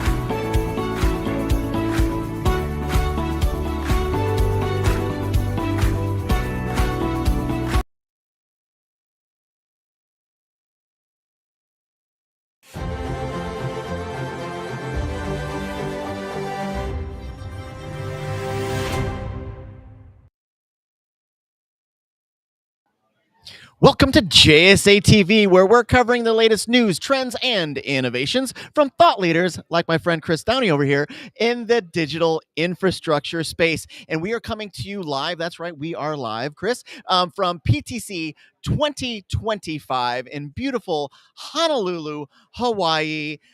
And I think I got it all in. It's a lot warmer here than it is in Chicago, where I'm headed back tomorrow. Oh, yeah. I'm not looking forward to going home.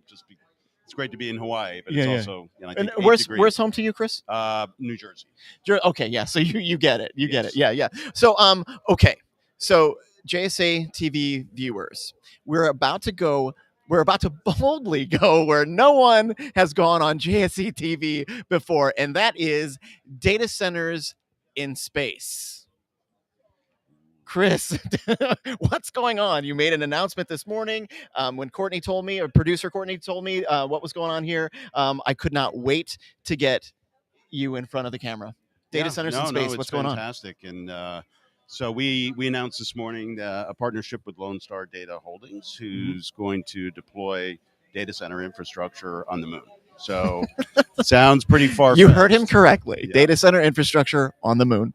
It sounds very far-fetched, but there's a lot of infrastructure in space that helps us really go about our daily lives, whether it's our phones or our communications on planes, and it goes far beyond that. So what Lone Star is going to pioneer is not necessarily a new frontier, if you will. Yes, the moon is a new frontier, but there's a lot of activity going on in space, and for us, we're really the terrestrial support for what Lone Star is doing to make sure that they focus on their mission control while we're managing or keeping their infrastructure as resilient it needs to be to support what they're going to be doing in space. So why is data storage in space or on the moon important? Yeah, I mean, first of all, there's more data being created every day than ever before. We're creating some right now, I think. Yeah, you and I on the camera. Yeah, sure. Absolutely. Yeah. And especially with AI, that's just going to accelerate. Yeah. So the amount of data, and that data lives forever, so it needs to have a home. So, clearly there's alternatives for that terrestrially, but what being on the moon offers or storing information in space is really there's no sovereignty, data sovereignty issues. And so it can be stored there without fear of violating, data sovereignty. Which is just fascinating to me. But and this isn't a low latency play. We don't need anything like that. We need to get it there and get it stored safely and sovereignly. Yeah, no, there's no, it's not latency dependent. But, clearly, there will be large scale, data there. When it needs to be retrieved, it will be retrieved, but it's not going to be something that's needed like instantaneously because we're demanding it from our phone or something like that. Yeah, and so the partnership, tell us maybe a little bit about that, how that came to be, why they chose you. Well, it makes sense to me. By the way, Chris is the CEO. That's right. We got that part. Is the CEO of Flexential. Chris, welcome to JSA TV.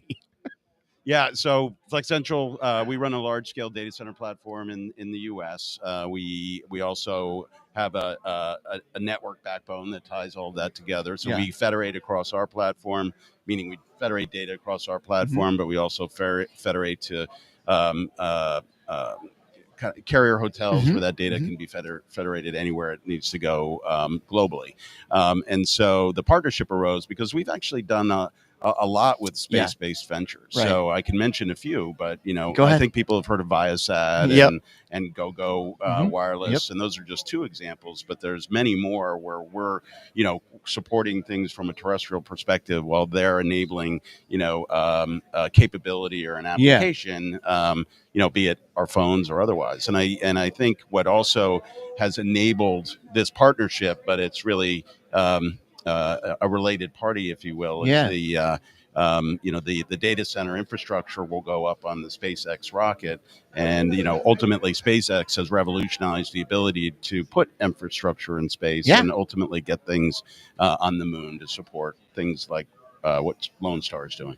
Yeah, no, it's fascinating to me because none of that happens without the infrastructure that we have here without your infrastructure. Yes, Yeah. that's correct. And I mentioned the network because the data has to go to where it's being demanded, if you will. And so the ability for us, one, they picked Tampa, our Tampa facility, given its proximity to the Florida Space Coast. Yeah. But also because we can federate that data really anywhere and everywhere it needs to go. Outstanding. I feel like there's probably a million other things that we could be discussing this morning with you, Chris. I know. How's the show going for you? It's great. Always fantastic to be here at PTC. It's my 15th year, but one of my observations is that I've seen a lot of people that I see at other industry conferences where they said it's their first time here at PTC. Myself included, yeah. Which just means that I think PTC is, I've always recognized the value of PTC. Yeah. We do a lot on the commercial front for Essential here, but ultimately, I believe there's recognition of the value that PTC brings to many industries, because there's many industries represented here. Yeah, it truly does feel like the official kickoff of the new year. That's right. Yeah, pretty much. Yeah. And it's always great to kick off the new year in Hawaii, right? Yeah, I can't complain. Yeah, I mean, my wife is complaining right now. She actually wrote me earlier to say that the toilets froze on her flight, and so they had to land, and she's stranded in Denver right now. Okay. Anyway, on that note, Chris, data centers in space, an amazing conversation. I can't wait to talk to you more about this as things kind of begin to develop over time. So thanks for being here. Yeah, always great to be here and talk with you. Thanks. Awesome. Thank you, Chris. And thank you, viewers, for watching JSA TV. Stay curious, stay connected, even if it's on the moon, and we'll see you soon.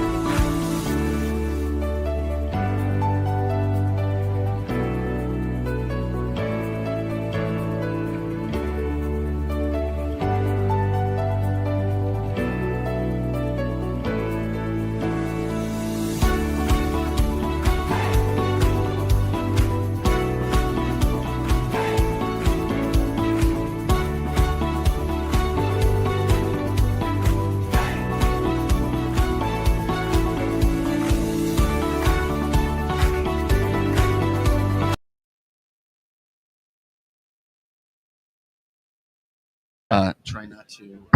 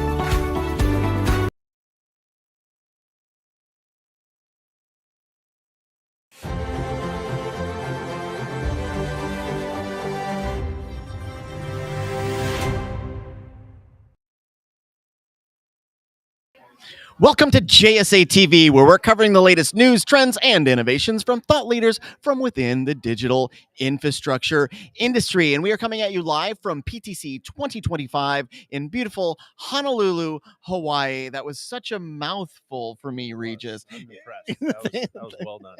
Thank you very much. And this handsome fella to my left is Regis Malloy. Regis is the Chief Growth Officer at FlexNode. Regis, welcome to JSA TV. Say that 5 times fast. Yeah. Yeah, no. Thank you. Thank you, Dean. Yeah, Happy to be here. Yeah, no, and thank you for not making me say that 5 times fast. But hey, look, we're going to talk about something that I have heard a ton about, and that is scalability. And why it's so important, and why it's something that in one of my notes it says ranging from 1 megawatt to over 200 megawatts. That is a scale. That's a big range. That is that's a big scale. Let's talk about why that's important. I think it's important because the industry, it's going through major transformation right now, right? With the advent of AI and much greater adoption of high performance compute. Mm-hmm. The size of data centers is getting bigger because the IT workloads happening inside of them have gotten bigger. And so that alone means that entities like ours have to be able to scale. Mm-hmm. And for FlexNode, where we build modular data centers, speed and scale are two of the most foundational hallmarks of modular builds. And that's for a couple of different reasons. We work really closely with our customers to configure a solution that's exactly what they're looking for, down to the millimeter and the watt. We do all of that digitally before we ever do anything else.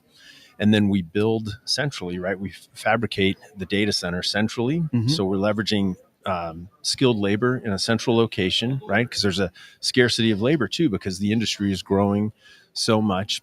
All of that lends itself to speed, to efficiency, and we can scale and repeat that, like rinse and repeat over and over again to give our customers exactly what they're looking for from a data center, time and again in multiple locations. And then so that addresses both the speed and I think the scalability component of it. And with densities changing, right? The densities literally overnight, and then tomorrow night, and the next night, and the next night. right. We're gonna have to do this again every night. We're gonna have to meet up. Perfect. I think, it's the Dean and Regis show. Perfect. So I love it. Yeah, we got to trademark that. Yeah. With densities, in most of my career in the data center space, right, densities just increased incrementally, rather predictably, and kind of pleasantly 3, 5, 7, 10 like, megawatts. Okay, I'm comfortable with this rate of Right. density increase. And everything that all of us have built, highly efficient, right, air cooled, but now with densities, 50 kilowatts, we've built to 132 kilowatts for the latest NVIDIA GPU array. Not to name drop. Oh yeah, no, that's awesome. Our dear friends at Yeah. NVIDIA, and other wonderful chip makers. Yeah. And that is only the beginning, right? Only that the ramp beginning. is going on and on, upward and quickly. And so, not only does that warrant a different type of cooling, but an entirely different type of construct, right? And so, groups we work with are deploying 40 kilowatts, 132 kilowatts, and they want to be ready for what's next, whether it's 300 kilowatts, 700, et cetera.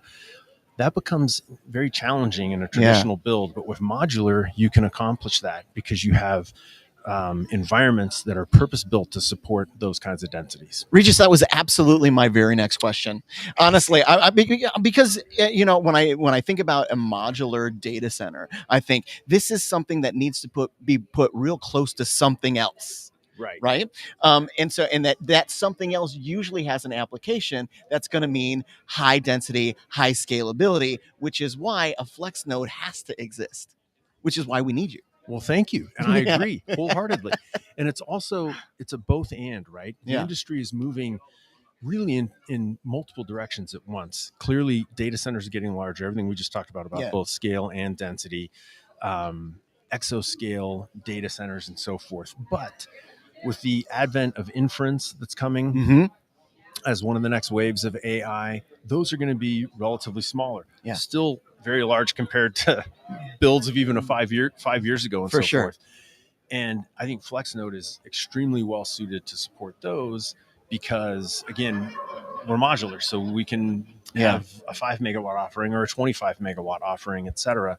And those can get deployed in multiple locations, oftentimes near other infrastructure, whether it's substations, et cetera, reduce latency, efficient use of power, on and on. Okay, you said the word or the acronym AI. How is AI changing? And I feel like you've probably answered this, but I'm going to make you do it again. How has AI fundamentally changed the game for a modular data center like FlexNode? I don't think you can understate or overstate. I guess you could understate. Anyway, there'll be no stating here. It's absolutely transformational, right? I mean, there are millions of square feet of data center capacity in the United States alone. And they're largely full of CPU-based, air-cooled IT workloads. And there is a major supply-demand imbalance right now, right? There's such a dearth of inventory to support those workloads. And those workloads are growing at a healthy clip. Then you lay on top of that AI. And AI, GPU-based, mostly liquid-cooled, or certainly going forward for the next product sets coming out, requires an entirely new inventory. And again, for the reasons I just articulated so effectively, modular, perfectly, Regis. Modular is great for that. And I think AI, it is permeating every aspect of both business and consumer lives. And that makes it transformational because it's not as though it's dedicated to a certain discipline or to a certain industry.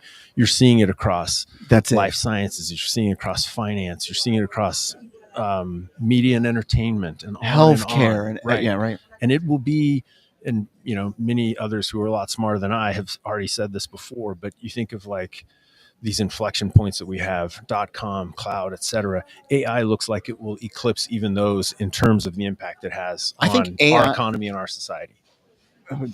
Okay, you opened up a can of worms that I feel like we should talk again because I could not agree more. This industry, this event, and the people in this event impact every single other industry known to man ever. Right. And it's only going to increase. Unfortunately, our time has decreased. Darn it. I know. Anyway, Regis, I know it's your first time. You're a natural.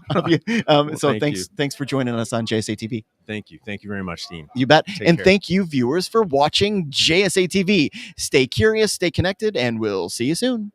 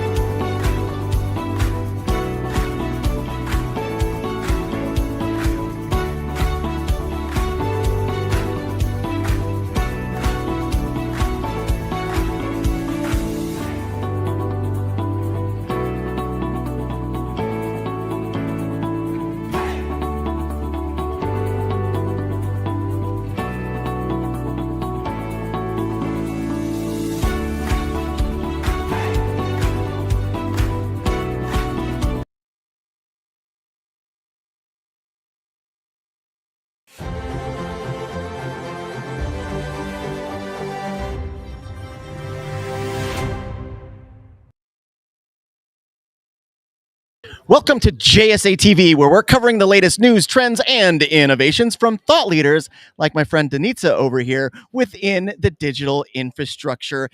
We're coming at you live from PTC 2020 in beautiful Honolulu, Hawaii, and I am now going to attempt to pronounce your last name. Sound good? Yeah. Okay. Over here to my right is Denitza Arigova. Argirova, almost. Dang There it. you go. I was so close. I felt really close. Denitza is the director of data center development at Provident Data Centers. Denitza, welcome to JSA TV. Thank you. Thank you so much for having me. Of course. Now, you said you weren't going to look at the camera, and you just did, and it was perfect. Well, there we go. See? Okay, so now let's get into exciting news on the Provident side. What's going on? Tell me everything. Well, Provident Data Centers, as you know already, is part of Provident Realty Advisors, which is a Texas-based company. Mm-hmm. And so we have partnered with Powerhouse to build one of the largest. We love Powerhouse. Yes, a great partner indeed. So we will develop a 768-acre data center campus. Well, that's kind of small, right? Yeah, kind of. You know, I'm kidding, right? It's huge, right? In Dallas-Fort Worth Metroplex, which is a pretty hot market, actually. It is a hard market. Why Dallas? Obviously, it's because it's a hot market, and because of demand. I'm assuming because of a large demand, as we know, there's a lot of demand there from the hyperscalers and the operators, and we're quite unique actually in that sense because we will be one of the largest campuses in south of Dallas. So I assume that was going to be one of the bigger campuses in that market. And speaking of Dallas Fort Worth data center market is one of the hottest in the country. We talked about all of that already. Yeah. So what sets your data center apart from the others in the market? Yeah, so what sets us apart is really the sheer size. I mean, it's in terms of acreage, it is a very, very big campus. And also in terms of power capacity. So I was hoping we'd go there, Denitza. Right. It's a big deal for the industry. Yes. So we have been approved for 500 megawatts today from ERCOT for that campus, and it will be a multi-phased campus. So that's just the first phase. But we are developing at the moment actually an engineering for the first 345 kV handoff on site, with the switchyard being able to accommodate up to 1.8 gigawatts. And that is legitimate. Yeah, it's gonna be a pretty big deal. Yeah, so, it already sounds like a big deal. Okay, we can't talk about data centers and not talk about AI. I can only imagine that this massive campus is going to be able to support these very high density applications and do all of that as necessitated by the advent of AI and the deployment of AI. From Provident's seat, where is AI taking the data center space, generally speaking? Right. So I think that, for the AI side, I mean, AI and high compute in general, this needs to be hosted in, sophisticated, well-equipped data center campuses. And Provident Data Centers is actually focusing tremendously on this and pioneering this in the primary and up and rising markets around the U.S. So the way we stand out is we are actually bringing, pad ready up to high quality developments for end users with, ample power capacity to each of our sites. And so our actual our DFW site is a key example of meeting those AI needs and this complexity behind it, while we're also trying to ensure the reliability there and the efficiency and the operations for the end user. It's not enough to just build it and have power if it's not being built correctly, because you think about like the way data centers, these kind of legacy big boxes, right? That is not the same formula that we need today, that we're building today, in order to accommodate these high density applications like AI, et cetera, et cetera. And so I imagine when you folks go in Dallas Fort Worth, your first thought is, are we going to be able to build a kind of future forward state of the art facility that's going to be relevant when it's done, not just today? Right. And also, again, back to capacity in terms of, the DFW site that was just announced, I mean, we are trying to accommodate for the enormous power capacity that would come into that area, especially to our site. And that's exactly to your point for the AI needs. You know, AI is a tremendous consumer of power. So we are planning ahead in terms of accommodating, even with our switch yard and the infrastructure, to accommodate for a bigger load and a bigger demand that's coming. Well, good. I mean, it sounds with a facility that size, I imagine you're anticipating that demand to not go anywhere for at least a decade. Going up, yeah. It's predicted to keep going up and rising. So as long as there's innovation, as long as there's growth in high compute, it will only get bigger. But power consumption will only get larger. Yeah. That's all I have. I mean, that was a quick 3 to 5 minutes, wasn't it? Yeah, it was great. Yeah, it was great. Thank you. Yeah, no, it was my pleasure. Thank you so much for joining us on JSA TV. Thank you so much. You got it. And thank you, viewers, for watching JSA TV. Stay connected, stay curious, stay healthy. I'd like to stay in Honolulu. Yeah, I know, right? We'll see you soon.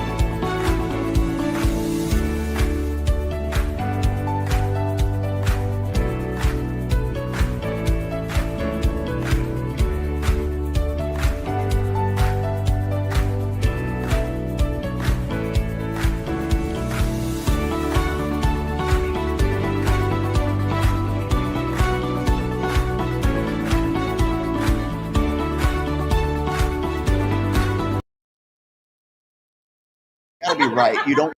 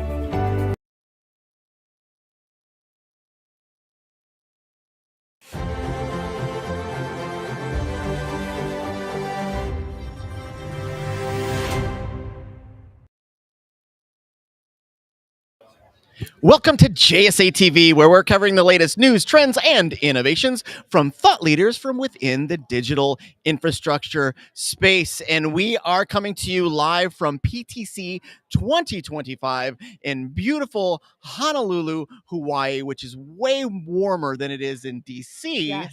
And in Chicago, where I'm from. And this lovely person to my right is Courtney Pop. Courtney is the Director of Education Programs for one of my favorite organizations, iMasons. Thank you so much for having me, Dean. Courtney, thank you for being here. We appreciate it very much. So I'm going to put this away because you and I are going to have a great conversation. Amazing. We can just do this. Sounds good. Courtney. Yes. The education programs at iMasons. Mm-hmm. What's the initiative and why the initiative?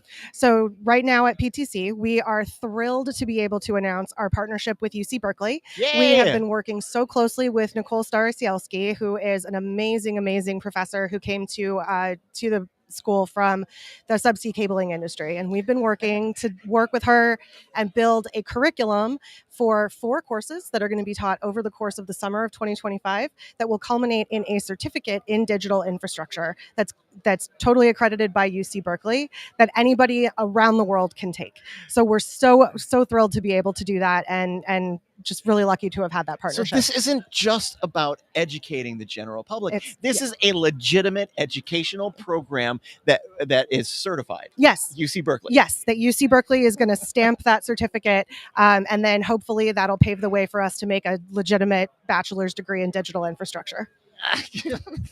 This is for real. Yeah. I feel like I feel like I shouldn't say we. I'm just making sure that other people realize it. I feel like you're planting these seeds of education for our industry, for those young people that might be considering a pathway in digital infrastructure. Yes. Tell me about that. I can tell you're as excited about this as I am. I really am. I'm such a nerd about this. So one of the things that I consider myself is a farmer. I think that I do plant those seeds. So one of the other initiatives that we have created in the last couple of years at iMasons is a partnership with JSA Learning. They're a global nonprofit. They have been in the STEM education space for 35 years. And so we've worked with them as well as with industry partners, Vertiv and Compass Data Centers, to build a K-12 STEM curriculum that is standards aligned and that is live to over 6 million users across the globe right now. And it teaches students about the digital infrastructure industry and why it's so cool and why it matters. So we're going even earlier than college to really plant those seeds and get kids and their parents and their families interested in digital infrastructure from the get-go. Courtney, you make me want to be young again. I'm sorry. I know that sounds strange to be having that conversation. I love it. But it makes me feel, number one, it makes me feel, I don't want to say old, experienced. Yes. It makes me feel experienced Yes. because I know what it's like to be in this industry. I've been in it for well over 20 years. Yes. And I know that we're at a watershed moment Yes. right now within the industry. And I also know how important it is to get those young brains into the industry. Yes. And it's more than just wanting to grow that talent, which of course we want to do. Yeah. But I think that it's also about the public perception of our industry. I think that there are some really negative preconceptions about data centers, about digital infrastructure. Yes. And I think that by showing students the ways that we are impacting their communities, the way that we're impacting their economies, the way that we're impacting their education, we can show them how important this industry is both now and moving forward into the future, and that they can be a part of it. Yeah, it's such an interesting play too, because when we talk about on the education side, our industry quite literally is touching every other, is not just touching, is foundational to the advancement of every other industry. And so it doesn't matter if you want to be a doctor, being a doctor is going to mean being someone who is versed in AI, understands how it's used, where it's used, how to use it better, differently, more innovative. That's the key, the sweet spot, right? Yeah, it is. And I think that it really what we're trying to do at events like this and at events like some of the other events that we see all over the industry is to show people the extent of the networks that we have. So it's not just digital infrastructure in and of itself, but we do, like you said, we are foundational to every other sector, every other scope, every other job, every other person.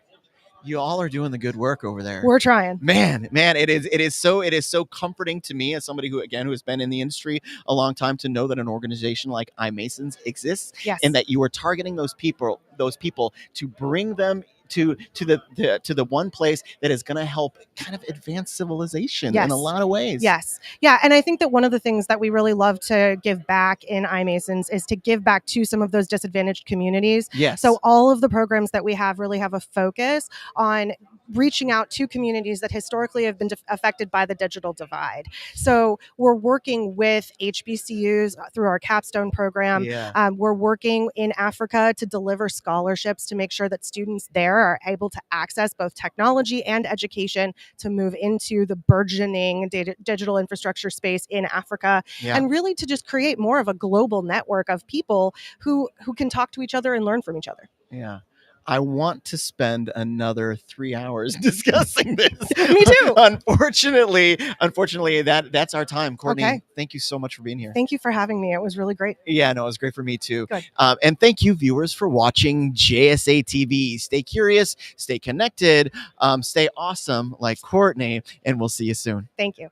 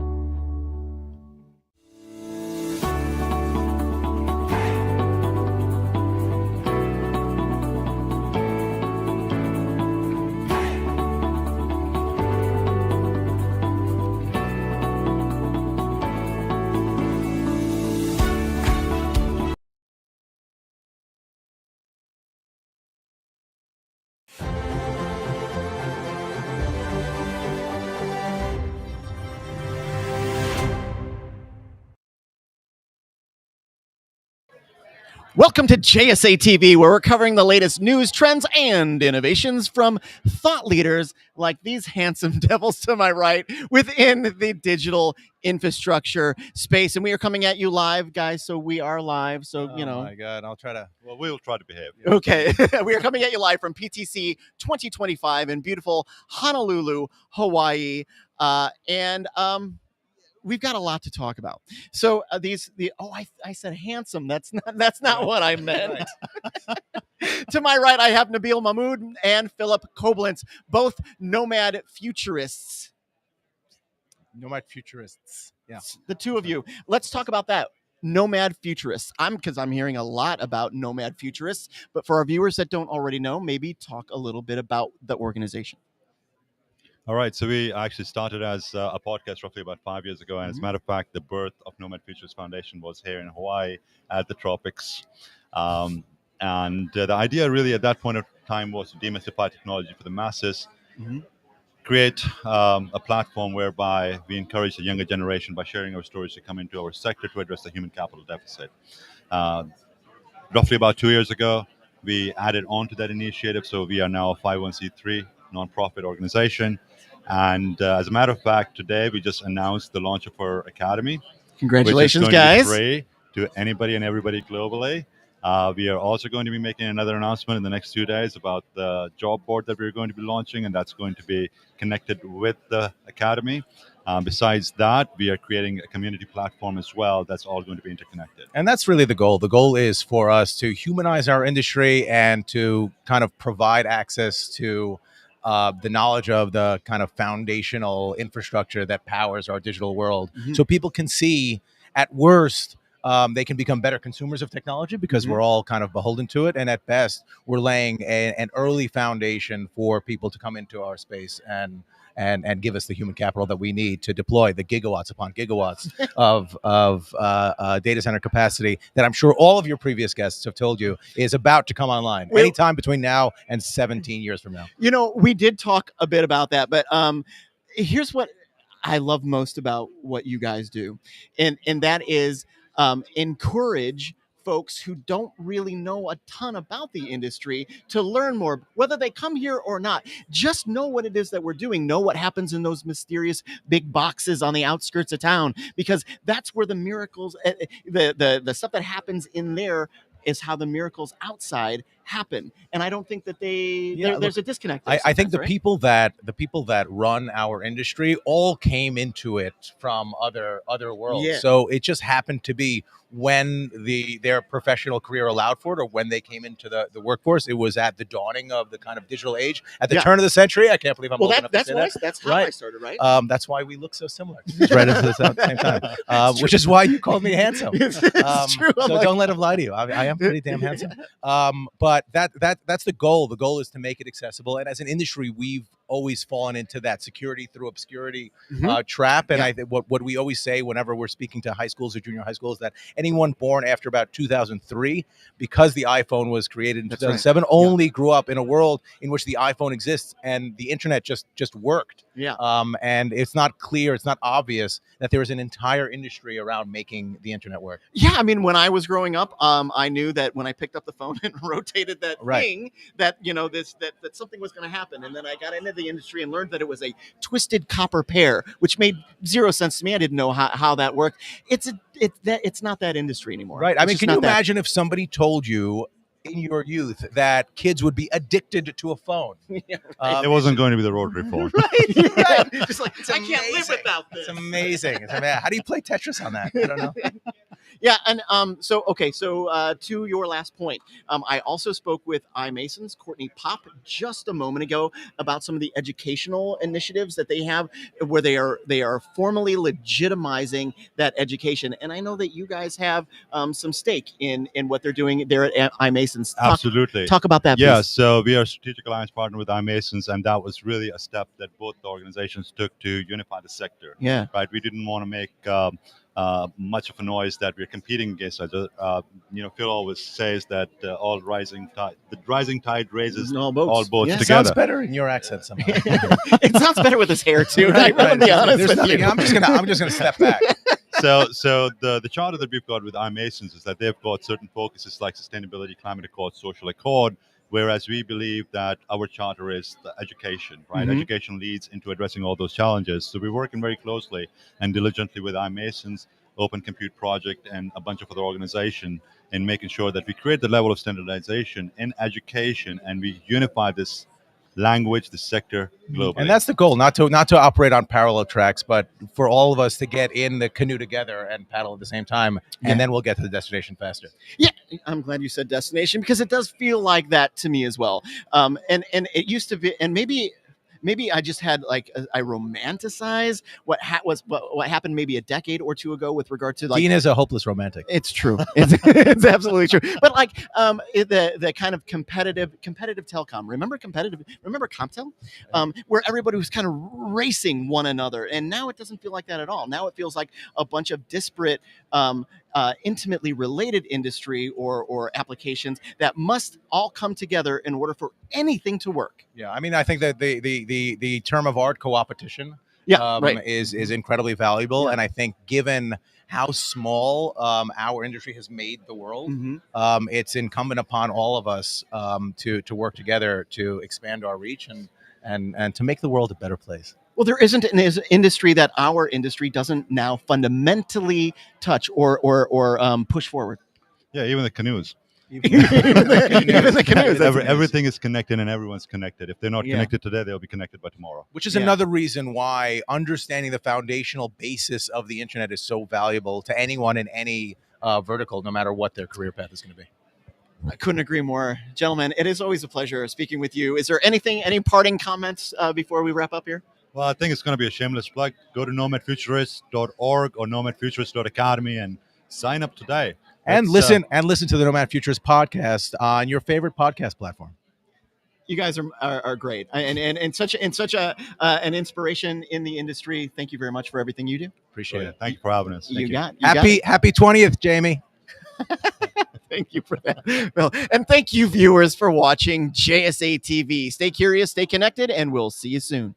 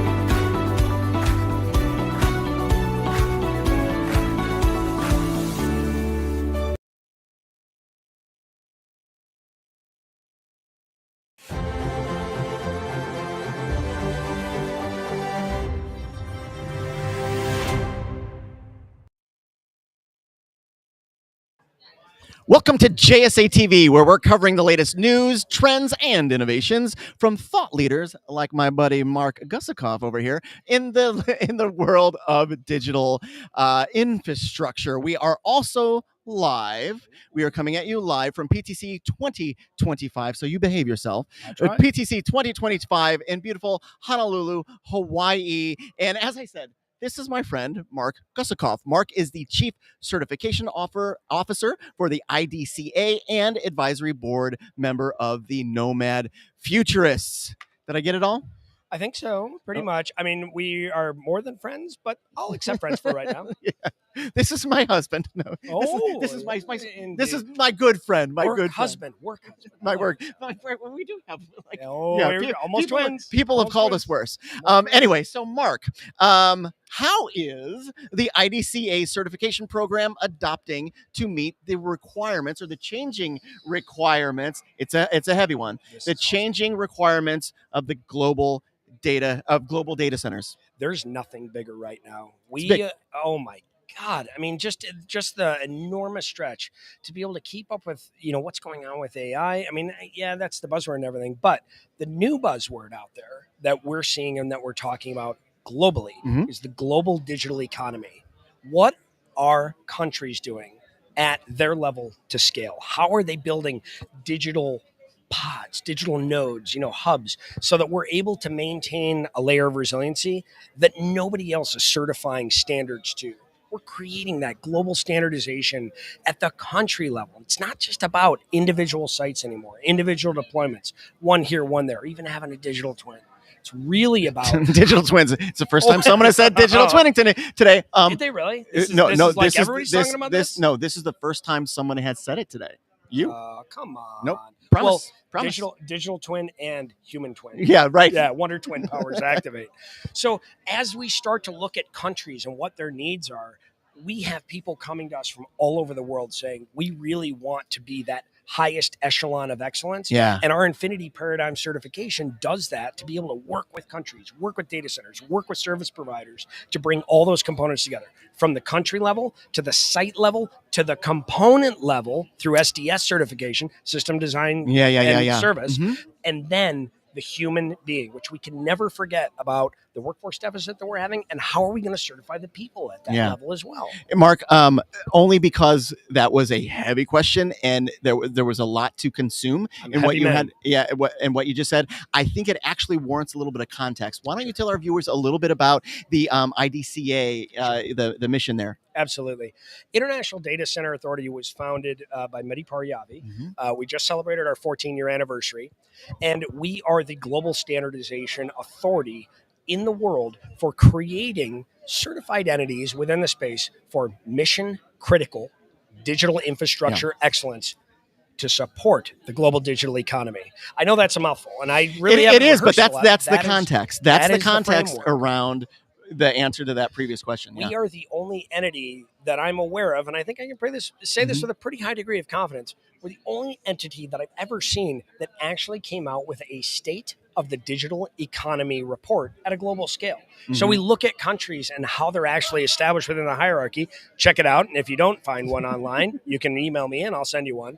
But we are able to take that report and look at how countries are stacked up against each other in a very detailed approach. So it would actually shock you that, the United States is ranked somewhere down in the 40s. So when you look at these, it takes into account a lot of situations that people may not be considering and how to achieve operational standards and excellence. That is interesting. And it would shock me if I didn't know a little bit about the industry. And frankly, if I weren't at this event, because it truly kind of shows that wide swath of what's happening globally versus what might be happening in your region of the world. But let's talk a little bit about the challenges that folks face in obtaining some certifications, because I know that you are intimately involved in helping with that process. Yep.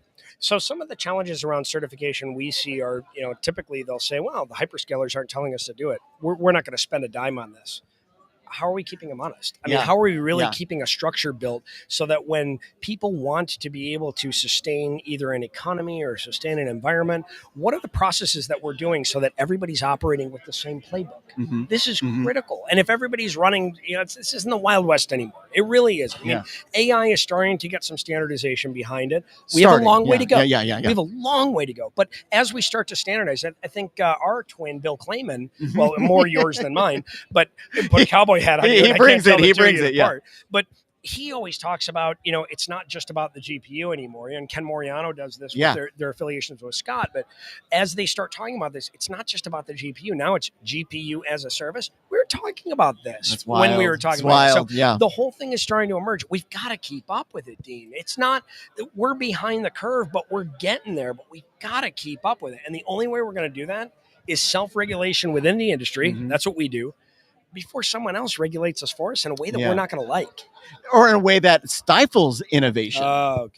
Nuclear. I mean, what we're seeing in nuclear, like we can't get ahead. I mean, I have been so lucky to work with Brian Smith, Department of Energy, who just made a transition to Idaho National Laboratories. And what Brian's doing is taking a very, very discrete interest in our industry. Been really blessed to work with them. We're doing fireside chats all over the place. But Idaho National Labs has taken an interest in our industry to say, we want to be excellent as well. We want to achieve that standard. And they've asked me to come in and sit in and tour their facilities. And a bunch of people from the industry came in and did it as well. We've been very blessed that they want to also meet that standard and they want to be excellent, but they want to learn from us as well. And they want to contribute to our industry. This is important. So I'm kind of going to go off script here. The speed of innovation has got to play a major challenge in your ability to create a kind of a standards-based a standards-based organization, something where everyone could say we're all on board. And then innovation changer or a technology changes, and people are like, how do we get on board with this? Talk to us about that. Yeah. Imagine, gone are the days of, we're going to certify our facility to, one of the standards that's out there, one of the many that really only focus on only one layer of efficacy, sometimes two. And even when they focus on two, they're very disparate. They're disjointed. We focus on 7 layers of efficacy. We look at things like innovation. We look at sustainability. We look at operational resiliency. We don't just look at one thing, but we look at how they all come together in an ecosystem. Right now, in process, we're working with 4 of the largest chip manufacturers to certify them in the industry. They've realized that, I think that's a great place to start, right? Oh, how is it not? Yeah. And when I was in, when I first got started in this game and I was in the certification piece, I never thought I'd be certifying chip manufacturers. I really didn't think it was going to evolve into this. But how quick did it happen? I mean, in 2 years, look at where we've come and how far we've gone. That's what we're doing at IDCA. It's so crazy. And so just to put the rubber right smack dab on the road, working with the client to be never to be named right now, but they are the supply chain issue on the chip side, getting from across the country. By the time it gets to one place, it is no longer obsolete. It is no longer relevant. It has to be reflashed. It has to be do all of. So I imagine some of the work that you're doing probably has to do with making sure that we have this standards-based way of doing this, so that things are not irrelevant before they're actually ever thrown in the data hall. When we assess one of the components that we really do take a good long look at, it's one of the longest parts of our process, is what's your time to deploy? What's your time to manufacture? Where are you manufacturing? How are you manufacturing? Are you doing everything in-house? What are you outsourcing? So we look at all of these components when we put everything together, and we can help and work with people as well. So within our network, we also have other resources that are certified entities that we can put together, and we can help bridge those gaps. Now it's not just, I'm certifying somebody and walking away. Now it's, we're using certified entities in this country, and this is who we're going to standardize on, and we're working to bring that through. It's incredible. It's so much fun. Yeah, I mean, it's just it's so much fun. Oh, huh? it's fun. Wow. You know me. How do I not have a good time? My friend Mark is even more dorkier than I thought. Oh, you knew this all along. You knew this all along. Yeah. No, that's great. You're doing the good work, man. Thank you. Trying hard. And one last thing. Please. Always a fantastic plug. Want to just talk about Nomad Futurists? Yeah, quick? do it. We just had Nabil and Philip here. Yeah. we're doing more in the event space. We're growing our ambassadorship. We're advertising advocacy now. So originally we had ambassadors and advisors. Yeah. Now we also have advocates in the group. So we're growing. Our numbers are incredible. Yeah. But we're also starting to work on really good resources of funding. I am super blessed to be working with, and I'm gonna name drop just for a second because I love the guy. Do it. Doesn't look anything like us, but Brian Jabeck and I are working in the community engagement side of Nomad Futurist to really start driving fundraising and do as much as we can for local communities like Columbus, Ohio. That's a big focus for us. Yeah. And Atlanta, Georgia, where Interesting. we're starting to see emerging places. So when we can get some resources together and we fundraise, the money goes back to that area of the community so that we can get young people computers. We can get them, some exposure. We can also help trying to support some scholarships and give some money back to the business, back to emerging talent. Yeah, no, I love it. I love it. The collaboration is such a breath of fresh air between the Nomad Futurists, the iMasons, and your organizations. Again, thank you so much for being here. It is always so great to see you, Mark. It's always great to see you. I am so happy that I get to do this with you, Yeah, and me I too. can't wait to do some of the other things that we were talking about. Lots of things on the horizon, buddy. I love it. Me too. Right. And thank you, viewers, for watching JSA TV. We will. I want you to stay healthy and happy, and I want you to stay curious into the industry and connected. We'll see you soon.